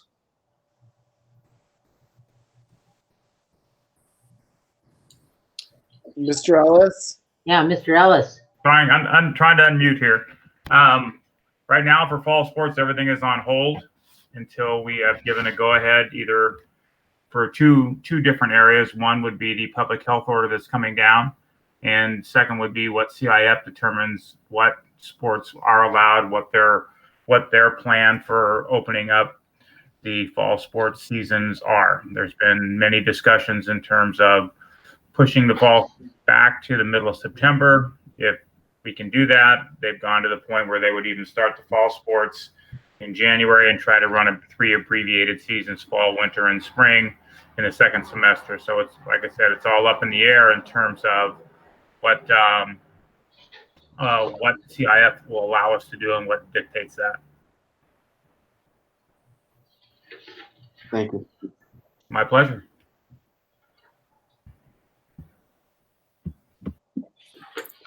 So can we move on? We can. So Mrs. Marcus, if you would like to yes. take over. I will be happy to. We now have come to the area of human resources. Dr. No, we have a student board member report if he has one. Oh, well, okay, I'm sorry. Jonathan, do you have a report? I said that one already, but is it the communications or the student board member report? We're on the student board member report. Did you have something to say? Yeah, I said that already. I did that. Okay, thank you. I thought so. Thank you very much, Mr. Markle. Okay, Dr. Briggy, approval of an human resources. You want to talk about human resources? Yes, so we're very excited tonight to recommend to you our finalist for our assistant superintendent for HR, personnel services, Dr. Matt Horvath. And so he has 3 years of experience working in Palos Verdes. We had a very comprehensive and rigorous interview process where we had 20 great candidates to get a good look at, and we interviewed our top 5, and then I did second interviews with the consensus of the group with the top 2 candidates. And so we're very excited to be able to make this recommendation to you, as we have, as you can tell by tonight's conversation, a very challenging year in front of us, especially in the Human Resource Department. So I make this recommendation with excitement and with a lot of vigor. He's an excellent candidate for us. So President Hacker, I'd like to make a motion for the approval of the agreement for the employment of Assistant Superintendent of Human Resources. I will second the motion. Okay. Any discussion? Thank you, Dr. Breggy, for bringing someone with experience as such. And it's funny to think that anybody really of that experience would have been facing the same issues they're going to face here in another public school district. Just going to have a different name on the business card. Yep, so. Exactly. Okay, any other members who wish to say anything? Welcome, that's all I'm going to say. And thank you, Dr. Breggy, and to the committee who convened to bring this process forward for us to Mrs. Marcus. Yeah, I just want to tell you that I have, he exuded a lot of the experience, and I'm hoping that when he steps into the office that he will be to exude that because he really did come up with some great ideas during the interviews, and I had a lot of confidence in him that he would be able to man that office, and that's what I was really hoping. So I think we've got a good pick. So looking forward to it. Thank you, Mrs. Marcus. Okay, we're going to call for the question. Mr. Margot? Yes. Mrs. Walker-Schuman? Yes. Mrs. Marcus? Yes. And I'm a yes as well. Thank you. That's 4-0. Thank you, everybody. Thank you. Can I also thank Mr. Pavone for his years of service as he is on the call tonight, and wish him good luck in his new adventure there. Yes, ditto. Thank you for that. Thank you, Yes, Mr. bravo. Pavone. Thank you, Luke. Thank you. Much appreciated. Thank you. Okay, we're going to move on. May I have a motion to approve the 2021 I move approval of the budget. 2021 budget. I will second that. President Hacker, members of the board, I have a really quick update to the presentation I gave you last week. You can Please. spare me 3 minutes if at your pleasure. 3 minutes? Okay, thank you, Trustee Margot.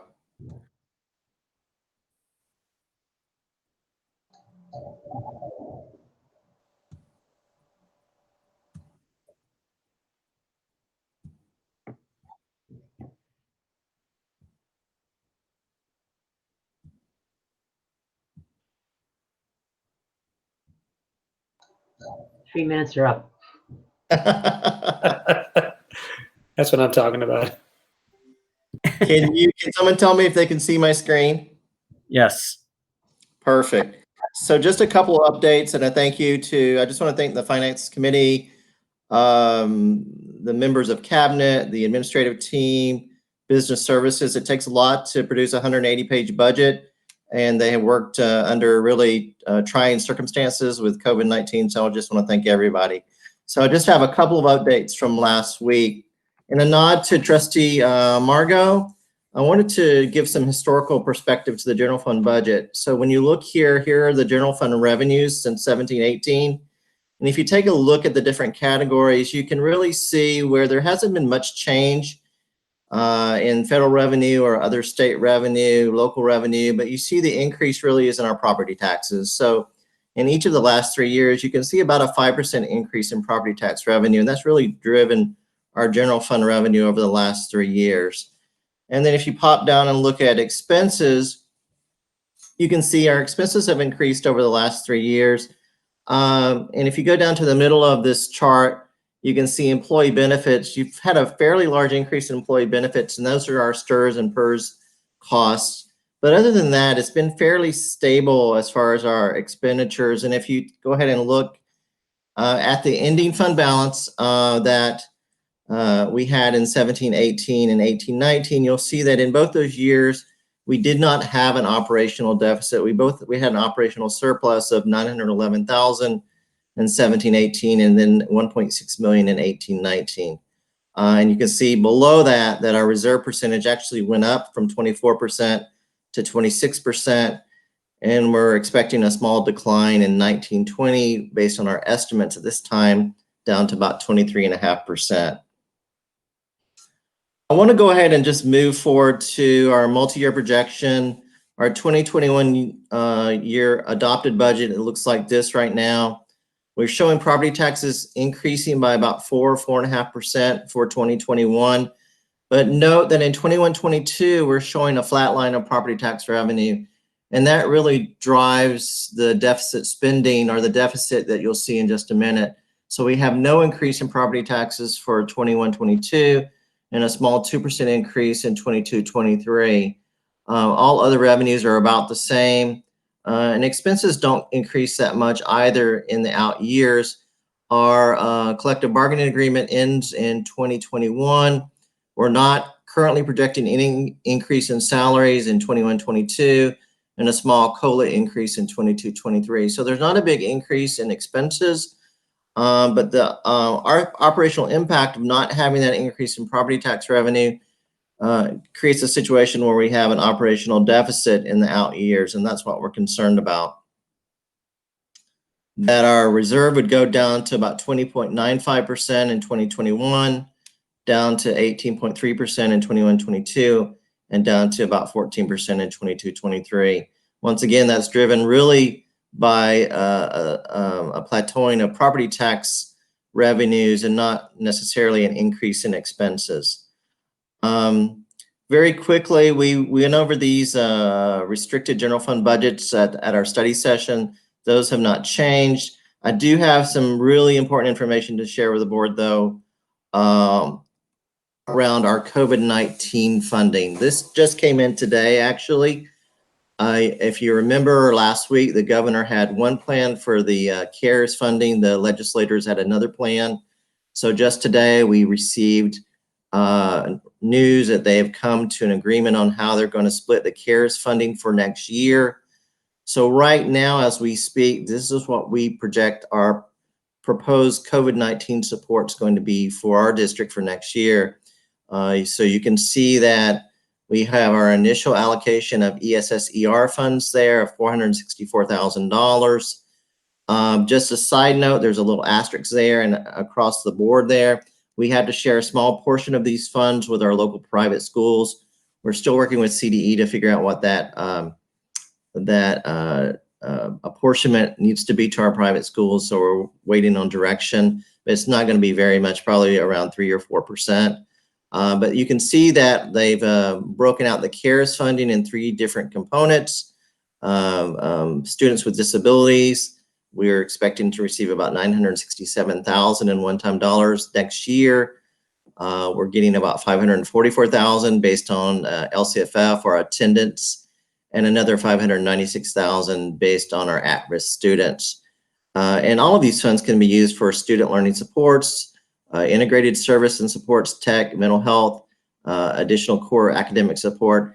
This may seem like a lot of money, but it really is not. When you start looking at the hybrid plan and you start looking at distance learning, these funds this is not a great pot of money to do all the things that we're going to need to do beginning now. So I just wanted to finally make a note that tonight we're going to adopt the budget, but as soon as it's adopted, it's going to be outdated. We'll start needing to review it almost immediately. And we'll probably bring some suggested adjustments to the budget back to the board in August and September. And we're going to be working with the Finance Committee to come up with some options and recommendations for the board, because we really want to come first interim to present to the board options to balance the general fund budget in 21-22 and 22-23. We want to have a balanced budget that we can present, and we want to maintain our reserve above 20%. So tonight, I ask the board to approve the adopted budget as we move forward, and we have a lot more work to do. So with that, I'm going to stop sharing and answer any questions the board may have. Thank you, Mr. Roach. I believe we have two motions on the floor, and so at this point we'll defer. Does anyone have any questions? No? Okay, so we are going to call it. Mrs. Walker-Schuman, do you have a question? I saw you move. No? No, I don't. Okay, so we're going to call it for a question. Mr. Margot? Yes. Mrs. Walker-Schuman? Yes. Mrs. Marcus? Yes. And I'm a yes as well. Thank you. Thank you, Mr. Roach, for that update, and we look forward to hearing from you very soon. Again, thank you. Moving on, please. Let's see Move here. approval of amendment number 1 to the agreement with, oh wait, are we, I think. Yes, NASDAQ.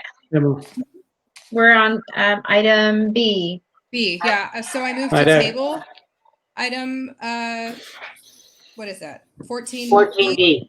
Approve the amendment number 1 with agreement to NASDAQ International Inc. for Armed Security Agent Services is, I think we need to discuss further before we approve.